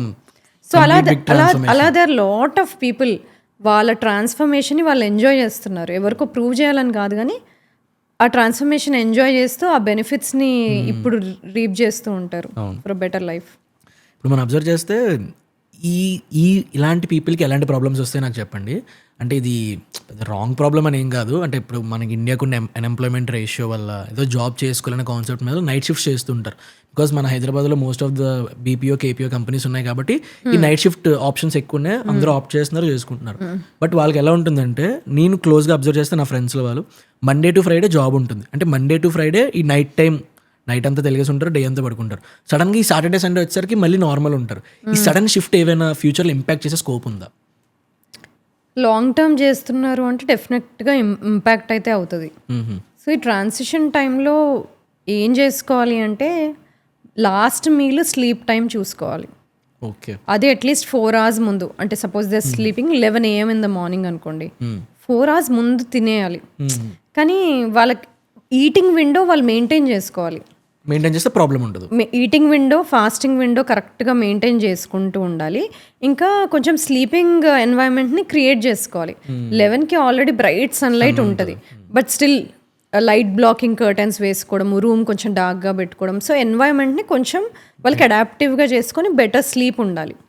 కానీ ఆ టైంలో కరెక్ట్గా స్లీప్ ఉండాలి, నాప్ లాగా ఉండకూడదు. అది అన్ఇంటరప్టెడ్ 6 hours ఆఫ్ స్లీప్ అయినా ఉండాలి. మళ్ళీ తర్వాత వేకప్ తర్వాత మళ్ళీ అదే రూమ్లో డార్క్ రూమ్లో ఉండకూడదు.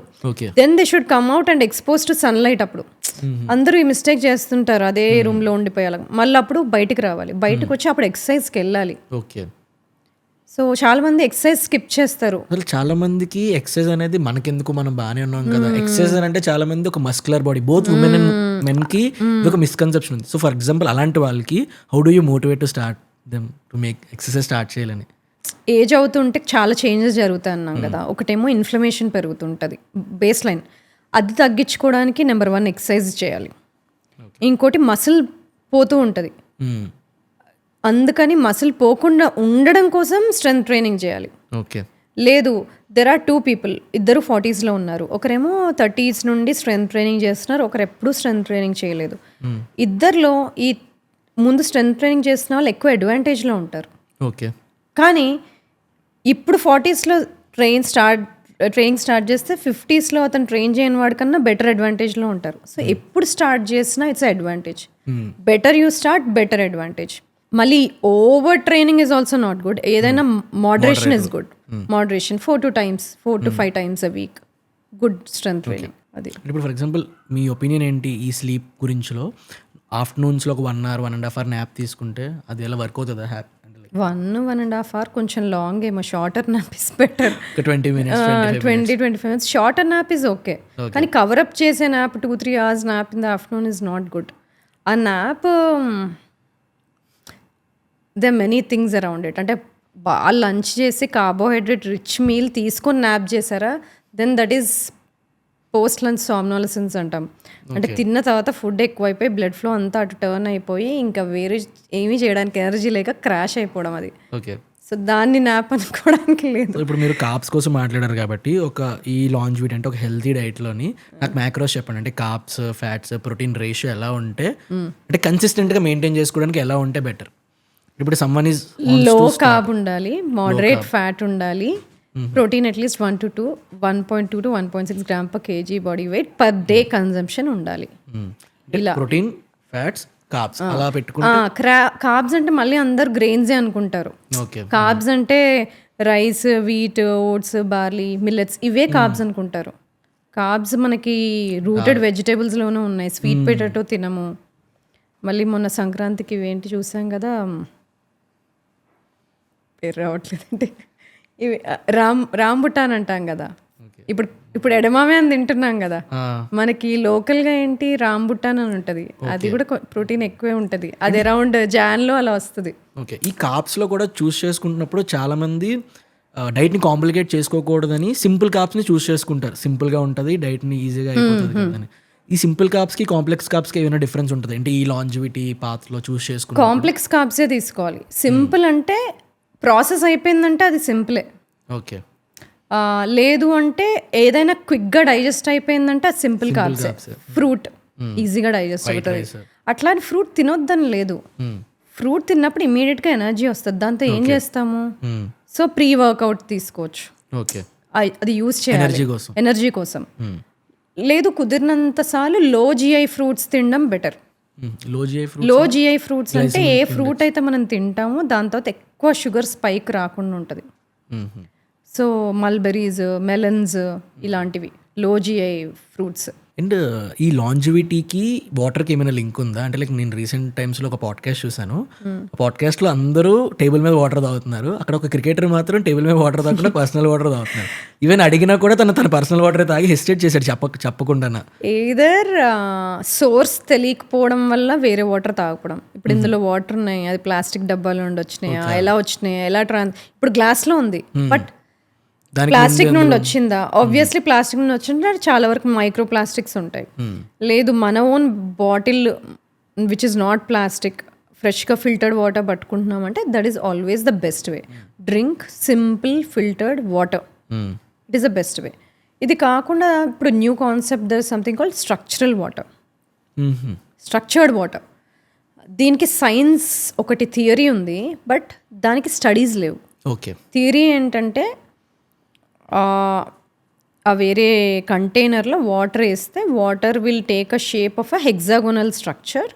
The more hexagonal the water structure is, it will carry better electromagnetic energy into the cells అనేది ఒక కాన్సెప్ట్. ఓకే, కానీ దానికి ఇంకా సైంటిఫిక్ ఎవిడెన్స్ లేదు. So that is also one of the reasons why they put water in certain container, దాని తర్వాత మళ్ళీ అది వేసుకొని తాగుతారు. మరి ఈ ఆల్కలైన్ వాటర్, బ్లాక్ వాటర్కి ఆల్కలైన్ వాటర్ అందరికేం సూట్ అవ్వదు. Not to everybody, it's not a universal that అందరికీ ఆల్కలైన్. కొంతమందిలో ఆల్కలైన్ వాటర్ బెనిఫిట్స్ వచ్చాయి కానీ కొంతమందిలో రాలేదు. It will change the environment of the stomach long term తీసుకుంటే. కొంతమందికి ఇట్స్ నాట్ సూటబుల్. ఆ కొంతమంది ఎవరు అనేది ఇప్పటికి ఇంకా క్లారిటీ లేదు, అంత రీసెర్చ్ కూడా లేదు. ఇప్పుడు ఈ లాంజివిటీకి ట్రైనింగ్ డిఫరెంట్గా ఉంటుందా? అంటే ట్రెడిషనల్ ట్రైనింగ్తో కంపేర్ చేస్తే దీనికి డిఫరెంట్ ట్రైనింగ్ ఏమైనా ఉంటుందా? డిఫరెంట్ ట్రైనింగ్ ఉంటుంది. లాంజివిటీ మెడిసిన్లో ఏం నేర్చుకోవాలి అంటే ఏజ్ అవుతూ ఉంటే జరిగే మార్పులు ఏంటి. ఇంతకుముందు హాల్మార్క్స్ ఆఫ్ ఏజింగ్ అన్నాం కదా, అవి 12 ఉంటాయి. అంటే జీనోమిక్ ఇన్స్టెబిలిటీ, సెల్యులర్ సెనసెన్స్ అంటాము, మైటోకాండ్రియల్ డిస్ఫంక్షన్ అంటాము. సో ఇలాంటి కొన్ని పదాలు అంటే ఏ పాత్వేలో ఏ మార్పు జరుగుతుంటే ఏ చేంజెస్ వస్తాయి. ఇవి నేర్చుకుంటే మనకి ఏమర్థమవుతుంది అంటే ఓకే, హార్ట్ ఫాస్ట్గా ఏజ్ అవుతుంది అంటే మైటోకాండ్రియల్ డిస్ఫంక్షన్ ఉన్నట్టు. అంటే looking at a disease and other way. దీన్ని సిస్టమ్స్ బయాలజీ అప్రోచ్ అంటాం. సిస్టమ్ని వేరే విధంగా చూడడం. సో సిస్టమ్స్ బయాలజీ అప్రోచ్ ఉంటుంది దీనికి. సో డయాబెటీస్ ఉండని, హైపర్ టెన్షన్ ఉండని, కరోనరీ ఆర్టరీ డిసీజ్ ఉండని, వీళ్ళందరిలోనూ కామన్గా ఏముంటాయంటే వీళ్ళకి మైటోకాండ్రియల్ డిస్ఫంక్షన్ ఉంటుంది, ఆక్సిడేటివ్ స్ట్రెస్ ఉంటుంది, chronic low grade systemic inflammation ఉంటుంది. ఈ టర్మ్స్ చెప్పడానికి ఇబ్బందిగా ఉండొచ్చు కానీ కొన్ని ఈ జబ్బుల్లో diabetes, hypertension, cardiovascular disease, neurodegenerative diseases and metabolic associated liver disease, ఈ వేరే వేరే డయాగ్నోసిస్ ఉన్న జబ్బుల్లో కూడా కొన్ని థింగ్స్ కామన్గా ఉంటాయి అంటున్నాను. Like oxidative stress. సో అది ఎలా తెలుస్తుంది అని కాదు, మీకు డయాబెటీస్ ఉంది అంటే మీకు ఆక్సిడేటివ్ స్ట్రెస్ ఉన్నట్టే. So like that. అంటే దానికి కొన్ని క్వశ్చనర్ ఉంటాయి. మనం డయాబెటీస్ వచ్చే వరకు ఏం వెయిట్ చేయక్కర్లే. ఫుడ్ తినగానే ఎనర్జీ లేకపోవడము, ఇలాంటివి కొన్ని థింగ్స్ ఉంటాయి. డే టైం లెథార్జీగా ఉండడము, ఇలాంటివన్నీ. సో అలాగే సో ఈ లాంజివిటీ మెడిసిన్లో ఏం చూస్తామంటే సిస్టమ్స్ బయాలజీ అన్నాను కదా ఇంతకుముందు. We look at inflammation, we look at hormones, we look at all vital organs health, pancreas, liver, lungs, nerves, autonomic nervous system, cardio metabolic system, ఇవన్నీ చూస్తామన్నమాట. సో ఏ జబ్బు ఉండని, ఏ డిసీజ్ ఉండని సిస్టమ్స్ బయాలజీ లాగే చూస్తాం. అంటే ప్రతి మనిషిలోనూ దెర్ ఇస్ ఒక కేస్ సినారియో ఇస్తాను, అలా చెప్తే ఈజీగా అర్థమవుతుందేమో. ఒక పేషెంట్ ఉన్నారు, చాలా హై ఇన్సులిన్ రెసిస్టెన్స్ ఉంది, ప్రీ డయాబెటిక్లోనే ఉన్నారు. ఇంకా ప్రీ డయాబెటిక్ అంటే HbA1c ఒక 5.7 to 6.3 అనమాట. 6.4 దానిపైన అయితే డయాబెటీస్ ఇంకా. సో ప్రీ డయాబెటీస్లోనే ఉన్నారు. వాళ్ళకి ఇన్సులిన్ రెసిస్టెన్స్ చూడడానికి మనం HOMA-AR అని వాడతాం అనమాట. Homeostatic assessment for insulin resistance అని. అది ఫాస్టింగ్ ఇన్సులిన్ పెరిగిపోయి ఫాస్టింగ్ గ్లూకోజ్ పెరిగిపోయినప్పుడు HOMA-AR హై వస్తుంది, అంటే ఇన్సులిన్ రెసిస్టెన్స్ ఉంది. ఈ పర్టికులర్ ఇండివిజువల్కి ఇన్సులిన్ రెసిస్టెన్స్ ఎక్కువ ఉండడంతో పాటు థైరాయిడ్ సబ్ క్లినికల్గా ఉంది, మెగ్నీషియం డెఫిషియన్సీ ఉంది, B6, B9, B12 డెఫిషియన్సీ ఉన్నాయి, హోమోసిస్టిన్ ఎక్కువ ఉంది, టెస్టోస్టెరాన్ తక్కువ ఉంది, ప్రొలాక్టిన్ ఎక్కువ ఉంది, ఇంకా ANS డిస్ఫంక్షన్ ఉంది, అంటే ఆటోనామిక్ నర్వస్ సిస్టమ్ డిస్ఫంక్షన్, అంటే balance in sympathetic parasympathetic is lost. So ఇన్ని ఇష్యూస్ ఉన్నాయి. అంటే ప్రీ డయాబెటిక్ ఉండడం వల్ల ఇవన్నీ ఉన్నాయి. ఓకే. ఒకసారి అడగండి క్లయింట్కి ఏం సిమ్టమ్స్ ఉన్నాయో, ఏం లేవు, ఇంకా బయట ఓన్లీ వెయిట్ గెయిన్ అయ్యారు అంతే. ఓకే. లోపల ప్రాబ్లమ్స్ లోపల ప్రాబ్లమ్స్ ఇన్ని ఉన్నాయి. ఓకే. సో దీంతో పాటు ఆర్టీరియల్ స్టిఫ్నెస్, మనకి బీపీ, బ్లడ్ ప్రెషర్ పెరగకముందు, కర్నరీ ఆర్టరీ డిసీజ్ కూడా రాకముందు ఎర్లీగా ఏమైనా బ్లడ్ వెజల్లో చేంజ్ అవుతుందా అంటే పల్స్ వేవ్ వెలాసిటీ పెరుగుతుంది అనమాట. Pulse wave velocity, augmentation index అంటాం, ఆ 2 టర్మ్స్. సో అది పెరుగుతాయి. అవి పెరిగితే ఆర్టరీస్లో ఉండే elasticity of flexibility is last. అప్పుడు ఏమవుతుంది, పైప్స్ రిజిడ్గా ఉంటే ఎక్కువ ప్రెషర్తో పంప్ చేయాలి కాబట్టి బ్లడ్ ప్రెషర్ నెక్స్ట్ పెరుగుతుంది. నెక్స్ట్ వచ్చేది సో ఇంకా ఎర్లీగా, ఇంతకుముందు అన్నాం కదా, ఎర్లీగా డిటెక్ట్ చేయడము అంటే ఏంటి అంటే ఇలాంటివి చూడడం అనమాట. ఓకే. అంటే ఒక క్లయింట్ మీ దగ్గర, ఒక పేషెంట్ మీ దగ్గరికి వస్తే ఒక చిన్న ప్రాబ్లంతోని ఆ ప్రాబ్లం కోసం చేసిన టెస్ట్లో ఇన్ని థింగ్స్ బయటకు వీటన్నిటికీ మనం ప్రికాషన్స్ తీసుకోవచ్చు, డైట్లో మార్పులు చేయొచ్చు, ఇవన్నీ చేయొచ్చు అనమాట. బట్ మన దగ్గర చాలా మంది లాంగ్ టర్మ్ మైండ్ సెట్ ఉండదు చాలా దగ్గర. ఫర్ ఎగ్జాంపుల్ మన పేరెంట్స్లో ఎవరి దగ్గరైనా ఒక చిన్న డిసీజ్ వచ్చిందంటే డాక్టర్ దగ్గరికి వెళ్ళడానికి ఇష్టపడరు అప్పుడే. ఏదైనా ఒక పెద్ద డిసీజ్ అయితే తప్ప, అంటే ఒక ఆపరేషన్ టైం అయితే తప్ప డాక్టర్స్ గుర్తురారు. అలాంటిది ఈ లాంజివిటీ అనేది, యాంటీ ఏజింగ్ అనేది, ఇవన్నీ ఎలా అంటే లాంగ్ టర్మ్ ఫోకస్ చేసుకుంటూ మన హెల్త్ని బాగు చేసుకోవడం కోసం ముందుగానే ఇవన్నీ ప్రికాషన్స్ అన్ని తీసుకో. హెల్తీగా ఏజ్ అవ్వాలనుకుంటున్న వాళ్ళందరూ హెల్త్లో ఇన్వెస్ట్ చేయాలి అనుకుంటారు. హెల్త్లో ఇన్వెస్ట్ చేయాలి అంటే ఎర్లీగా ప్రిడిక్ట్ చేసుకొని, ప్రివెంట్ చేసుకొని మన కేర్ని పర్సనలైజ్ చేసుకోవాలి. ఇంతకుముందు పర్సనలైజ్డ్ మెడిసిన్ లేదు, ఎందుకంటే ఇన్ని టెస్ట్లు లేవు, ఇంత సైన్స్ లేదు, ఇంత టెక్నాలజీ లేదు, అంత డెప్త్లోకి వెళ్ళి అన్ని మాలిక్యూల్స్ని ఒక హ్యూమన్ ఐ చూడలేదు. ఇప్పుడు మనం కూడా ఒక AI గోయింగ్ ఫార్వర్డ్ ఈ పర్సనలైజ్డ్ మెడిసిన్ కరెక్ట్గా వెళ్ళాలి అంటే అఫ్కోర్స్ డాక్టర్ లేకుండా అయితే అవ్వదు. డాక్టర్కి ఆగ్మెంట్ చేయాలి artificial intelligence, or now it is not named artificial at all. So AI assisted లేకపోతే పర్సనలైజ్డ్ మెడిసిన్ ఇవ్వలేము. That's why longevity medicine is defined AI assisted preventative, predictive, personalised, precision based care and also proactive care. It is a participatory medicine. ఒక user, client participate చేయకుండా I can't do any of it. ఇదేంటి ఈవిడ నేను ఉట్టి ఇదేదో problem ఉందని చెప్తే ఇంత చెప్తుంది అంటే, that is how I see. అంటే రాగానే ప్రాబ్లం ఉందంటే ఈ పిల్లు రాసి పంపించచ్చు, కానీ ఆ పిల్ల ఏం చేస్తుంది, ఆ సూపర్ఫిషియల్ ఉన్న ప్రాబ్లం సిమ్టమ్ని కొన్ని రోజులు సప్రెస్ చేసి పెడుతుంది.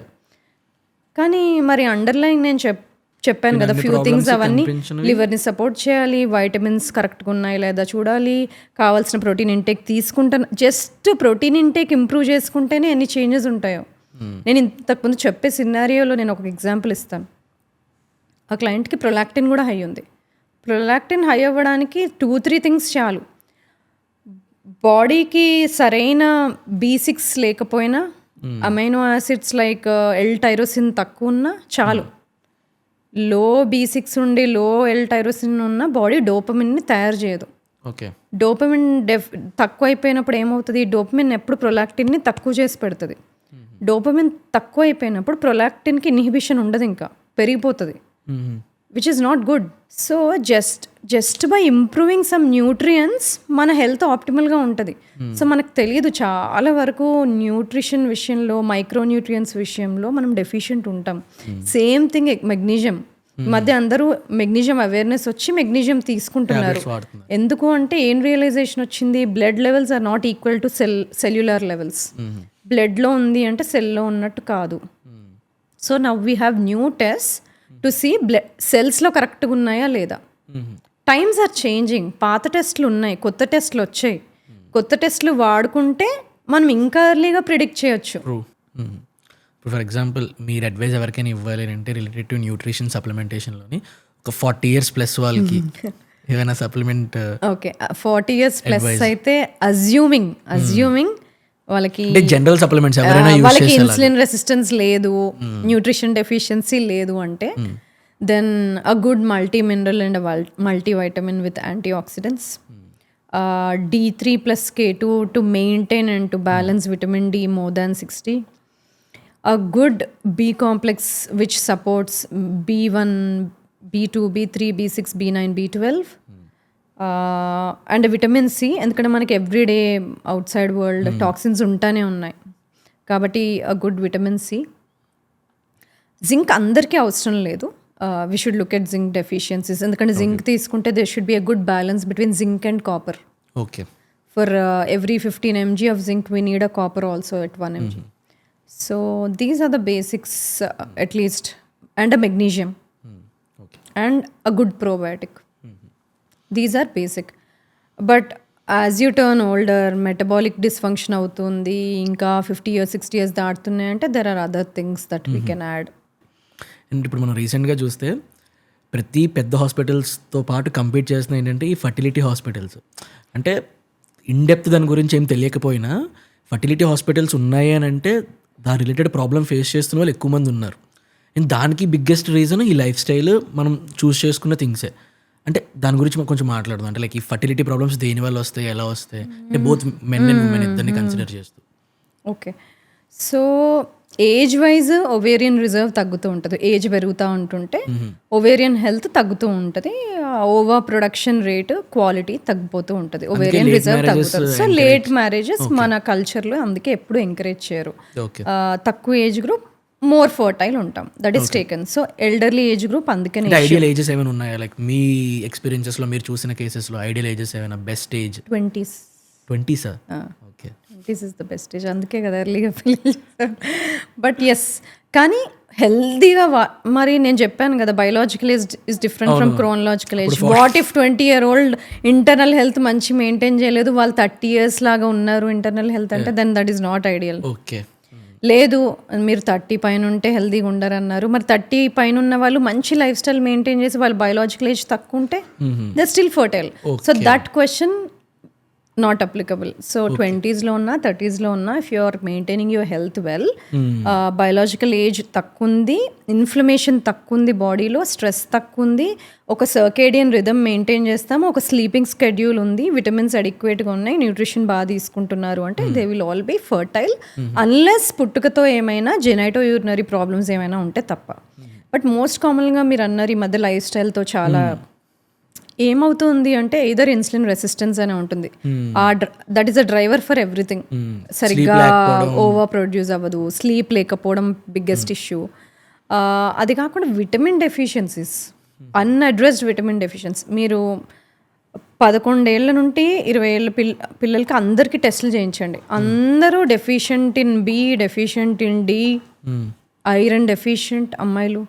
సో డెఫిషియన్సీస్ పెరిగిపోతున్నాయి అందరికీ. So by the time they are married, by the time conceive అవ్వాలనుకుంటున్న టైంలో వాళ్ళు ఫౌండేషనే సరిగ్గా వేసుకోలేదు హెల్త్కి, అప్పుడు కన్సీవ్ చేయలేరు. సో ఎప్పుడైతే వాళ్ళు కన్సీవ్ అవ్వాలనుకుంటున్నారో ఒక 3 months మంచి లైఫ్ స్టైల్ చేంజెస్, మంచి న్యూట్రిషన్, కరెక్ట్ వాళ్ళకు ఉండే ఇంబ్యాలెన్సెస్ అన్నీ కరెక్ట్ చేసుకొని లైఫ్ స్టైల్ చేంజ్ చేసుకుంటే బోత్ మెన్ అండ్ విమెన్ ఇద్దరు చేంజ్ చేసుకోవాలి, అప్పుడు then they'll be better fertility rate. And ఇప్పుడు ఈవెన్ మనం అబ్జర్వ్ చేస్తే మోస్ట్ ఉమెన్ ఈ PCOS ప్రాబ్లమ్స్ కూడా ఎక్కువ సఫర్ అవుతున్నారు. రీజన్ అంటే ఇది లైఫ్ స్టైల్ కూడా lifestyle one of the biggest reasons. అంటే తినే ఫుడ్, ఎక్సర్సైజ్ లేకపోవడం, మోర్ సెడెంటరీ. స్కూల్లో ఉన్నప్పుడు బాగా యాక్టివ్గా ఉంటారు, కాలేజ్ వెళ్ళిపోతారు, గ్రాడ్యుయేషన్ ఆ టైంలో ఎక్కువ సెడెంటరీ అయిపోతారు, కూర్చొని వింటాం.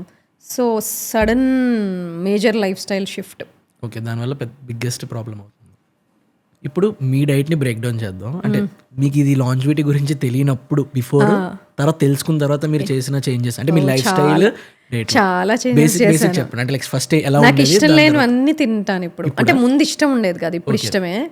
ముందు ఓన్లీ అన్నం, పప్పు, కూర ఇలాగా, రైస్ ఎక్కువ, రైస్ ఎక్కువ, రైసే ఫస్ట్ తింటాను, కర్రీదే తర్వాత తింటాను. చికెన్, మటన్ తిన్నా అది కొంచెమే తినేదాన్ని. సో నాన్ వెజిటేరియనే ఉన్నా, కానీ వెజ్జెస్ ఎక్కువ తినేదాన్ని కాదు. ఫ్రూట్స్ సెలెక్టివ్గా కొన్నే తినేదాన్ని. ఇలాగా ఎప్పుడు హెడ్ ఏక్స్ ఉండేవి, మైగ్రేన్స్ ఉండేవి, చలికేమో అదంతా అనుకున్నాను. కానీ తర్వాత అప్పుడు కొంచెం నేను రీసెర్చ్ చేసుకున్నప్పుడు నాకు తెలిసిందప్పుడు నేను ఇన్ఫ్లేమ్డ్ ఉన్నాను. ఫైబర్ లేదు, తక్కువ ఫైబర్ తింటున్నాను, వెరైటీ లేదు, ఫ్రూట్స్ వెజిటబుల్స్ ఏమీ లేవు, స్టార్ట్ చేయడమే కార్బ్స్తో స్టార్ట్ చేస్తున్నాను ఫుడ్. సో ఏం ఫస్ట్ తింటున్నామో కూడా చేంజెస్ వస్తున్నాయి అని అప్పుడు తెలిసి I include veggies. First veggies తింటాను. ఇప్పుడు మీ డైట్ ఎలా ఉంటుంది from morning to night? Daily ఎలా morning to night. Morning morning లెగ్గానే lemon water, first lemon water salt, first plain water తాగుతాను, తర్వాత lemon water with little bit of salt, rock salt. దాని తర్వాత కొంచెం గ్యాప్ ఇచ్చి ఆ టైంలో న్యూస్ పేపర్ బుక్ అది రీడ్ చేసుకున్నాక I drink coffee with MCT oil, coconut oil okay తీసుకొని I go to gym within half an hour. Workout చేసి వచ్చిన తర్వాత కొంచెం నట్స్, ఒక ఫ్రూట్, ఎగ్స్ కానీ లేకపోతే ప్రోటీన్ షేక్ కానీ ఏది పోస్ట్ వర్కౌట్ లో ఫ్యాట్స్ ఫోకస్ చేస్తారు. ప్రోటీన్ కూడా తీసుకుంటాను, అది ఎగ్స్ లాగైనా తింటాను, లేదంటే ప్రోటీన్ షేక్ అని తాగుతాను. నాకు కూర్చొని తినడము ఆ టైంలో ఇష్టం ఉండదు కాబట్టి పర్సనల్ చాయిస్ కోసం నేను ప్రోటీన్ షేక్ తాగుతాను. ఎందుకంటే అన్నీ నాకు వేయడం easy. Nuts, seeds, date, fruit, ఒక plant based milk, protein powder అన్నీ వేసేసి తాగేస్తాను. ఓకే. అందులో కార్బ్స్ యాడ్ చేయరు, ఓట్స్ కానీ? ఓట్స్ యాడ్ చేయను. ఫ్రూట్ తింటాను సపరేట్గా, ఫ్రూట్ తింటాను సపరేట్గా. లేదంటే అప్పుడప్పుడు పీనట్స్ తింటాను. స్వీట్ పొటాటో ఇష్టం నాకు, సో స్వీట్ పొటాటో అయినా తింటాను. లేదంటే అప్పుడప్పుడు ఎగ్స్ ఉన్నప్పుడు బ్రెడ్ అయినా తింటాను. సార్డో బ్రెడ్ ఇష్టం కాబట్టి. నాకు వీట్ సూట్ అవ్వదని నాకు అప్పుడు తెలిసింది. మీరు ముందన్నారు కదా ఏం చేంజెస్ చేస్తారు కదా, వీట్ సూట్ అవ్వదని నేను ఆపేశాను. ఇంకోటి అది గట్ హెల్త్ స్పాయిల్ చేయొద్దు కాబట్టి I consciously also don't take and I don't enjoy now when. అంటే ఇప్పుడు కంప్లీట్గా నాకు ఏ ఫుడ్ ఎలా పనిచేస్తుంది బాడీలో తెలుసు కదా, కాబట్టి దాన్ని బట్టి ఇష్టాలు చేంజ్ అయిపోయినాయి. ప్రయారిటీస్ తెలుసు కాబట్టి నా ఇష్టాలు కూడా చేంజ్ అయిపోయినాయి. సో అలాగా. Then coming to my lunch, స్ట్రాటజిక్గా 4 బాక్సులు పెట్టుకెళ్తాను. ఒక దాంట్లో సాలడ్ ఉంటుంది, ఒక దాంట్లో ఇంకో హోమ్ మేడ్ కర్రీ ఒకటి ఉంటుంది, బెండకాయ, బీరకాయ, సోరకాయ, ఆకుకూరలు అలాగేమైనా. ఇంకో దాంట్లో ప్రోటీన్ సోర్స్ ఉంటుంది. ఆల్టర్నేటివ్గా పెట్టుకుంటాను. ఆ డబ్బాలో ఏం పెట్టుకోవాలో తెలుసు, తోఫు అయినా లేదంటే చికెన్ అయినా లేదంటే ఎగ్స్ అయినా.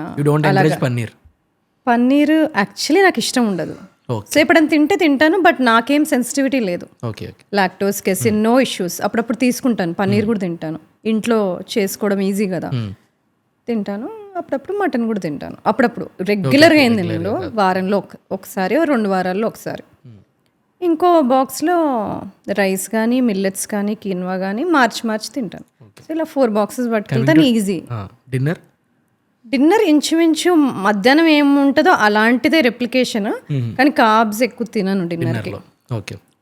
లేదు అప్పుడప్పుడు సూప్ కన్వర్ట్ చేసుకుంటాను, బోన్ సూప్ కానీ లేకపోతే పంప్కిన్ సూప్ కానీ, ఇలాంటివి ఏమైనా సూప్ తాగేసి ఆకలిగుంటే మధ్యాహ్నం తినిందే రిపీట్ చేస్తాను. బట్ నేనేం అబ్జర్వ్ చేశానంటే నైట్లో నేను హై గ్రెయిన్స్ ఏం తీసుకున్నా నా హార్ట్ రేట్ ఎప్పుడో 4 o'clock డ్రాప్ అవుతుంది. That is affecting my sleep and my heart rate variability. కాబట్టి గ్రెయిన్ మధ్యాహ్నం తీసుకుంటే రాత్రి తీసుకోకుండా, రాత్రి కొంచెం carbs coming from vegetables, roots అవి అప్పుడు తీసుకుంటాను. ఫస్ట్ మీల్కి last meal, first meal around 9:30, last meal I try to get by 7, ఎందుకంటే 6:30 getting 6:30 is impossible. I try 7 14 hours fast అలాగా, ఒక 13-14 hours ఫాస్ట్.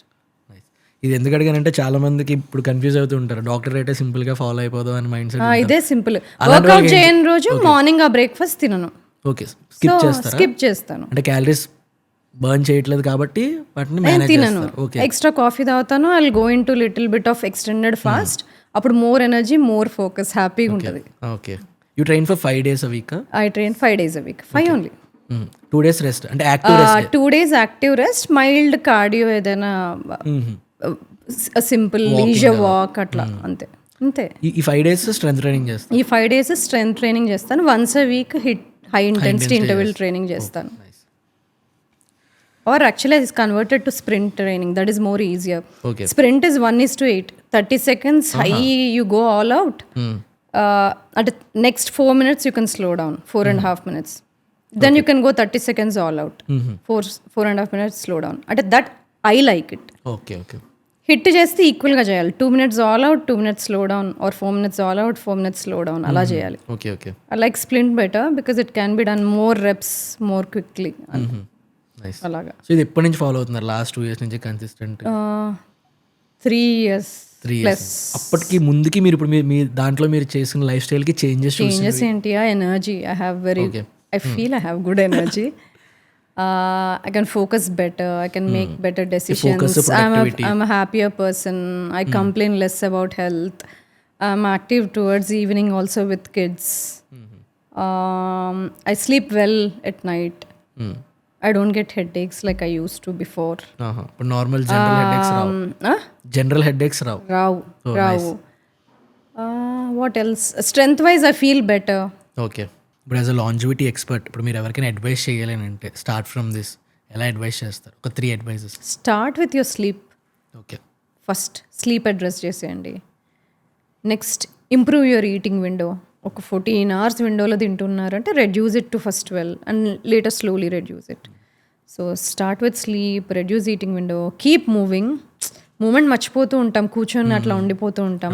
ఎప్పుడు వాచ్ మట్టుకు ఇస్తానే ఉంటుంది, it's time to get up, it's time to get up అని notification ఇచ్చి అలసిపోతుంది కదా లేగము. So keep moving, keep hydrating. We all forget. So అందరం ఎవరి బాటిల్స్ వాళ్ళు కొనుక్కొని బాటిల్స్ వాడుకుందాము. అంటే వెయిట్ చేయకూడదు, దాహం వేస్తుంది మీరు మీ నీళ్ళు ఇవ్వండి అని ఎక్కడైనా అడిగే పరిస్థితి లేకుండా we should carry your bottles and maintaining hydration is crucial.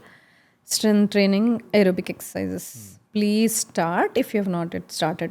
These are the 5 things. 6th and 7th on top of this, ఇప్పుడు according to Blue Zone research వచ్చేసి 6, 7 and 8 3 things are still there. Mindfulness and stress management.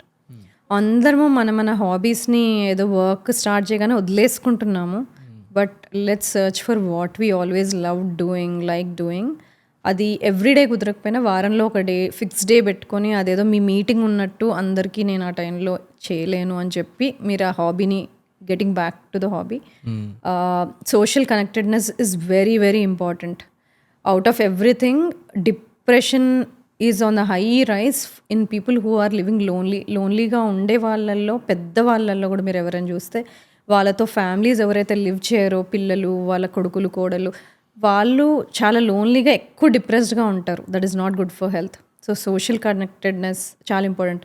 జపాన్లో చూసుంటే because of intergenerational bonding there longevity are వాళ్ళు ఎక్కువ కాలం అందుకే బతుకుతున్నారు, inter generational bonding ఉండడం వల్ల. ఎందుకంటే we always look out for each other for anything. So that social connectedness and embracing life is very very important. ఏదో బతకడానికి బతుకుతున్నాము అన్నట్టు కాకుండా we should live with a purpose and passion. That is also on top in all the blue zones that people had seen. ఎక్కడైతే studies జరిగాయి blue zones అన్నిట్లో అందరు చాలా ప్యాషనేట్గా ఉంటారు, ఒక పర్పస్తో లివ్ చేస్తూ ఉంటారు. So purpose is very important. Longevity అంటే ఓన్లీ ఈ ఫస్ట్ 5 అనుకుంటాం కానీ ఈ నెక్స్ట్ 3 కూడా వెరీ వెరీ ఇంపార్టెంట్. చాలా important. Thank you so much doctor. Thank you for watching this episode. ఈ పాడ్కాస్ట్ మీకు నచ్చితే, మీకు వాల్యూ యాడ్ చేసిందని అనిపిస్తే లైక్ చేసి కమెంట్ చేయండి. అండ్ ఇంకా ఈ ఛానల్ని సబ్స్క్రైబ్ చేసుకోకపోతే please do subscribe. And next మనం ఎలాంటి గెస్ట్ని తీసుకొద్దామో కింద కమెంట్ బాక్స్లో సజెషన్స్ ఇవ్వండి. See you on next Friday with another episode on Telugu connects.